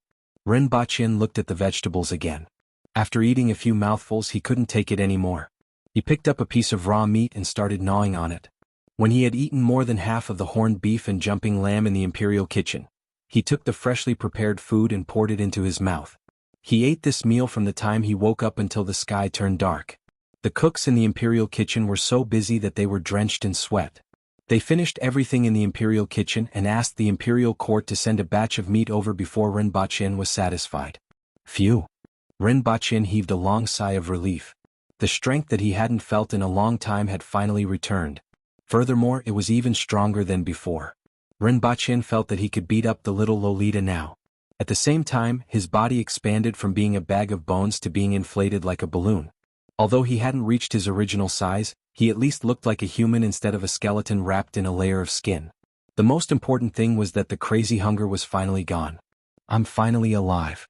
Rinpoche patted his belly and sighed. Rinpoche ate for the whole day while the Empress sat by the side and waited for the whole day. During this period, she even sent someone to her bedroom to bring her manga over. The Empress raised her head and asked, "How do you feel now?" "Very good. I feel like I can smash a mountain." Rinpoche clenched his fists. His knuckles were cracking. The feeling of being full of strength was really great. Rinpoche looked down at his arm. It was covered in patches of dead skin that had been stretched open, revealing the new skin underneath. He casually tore a few times on his arm. The dead skin that was previously charred by the lightning fell off in large chunks, and the new skin underneath looked more tender than before. "It's good that you are fine. I'm also tired and will go back to rest." The Empress closed the manga, took a step forward and disappeared without a trace. Although the Empress didn't do anything, she had been waiting for Rinpoche to wake up and had been worried about him. Now that Rinpoche was fine, she could finally relax. You're tuning in to the Han Li's Wuxia Adventures YouTube channel. We're so grateful for your support, and don't forget to subscribe to join us on this incredible journey through captivating stories. Your generosity through donations truly makes a world of difference, as it's the primary source of revenue that allows me to expand and enhance this channel for you. Thank you from the bottom of my heart for being a part of this adventure.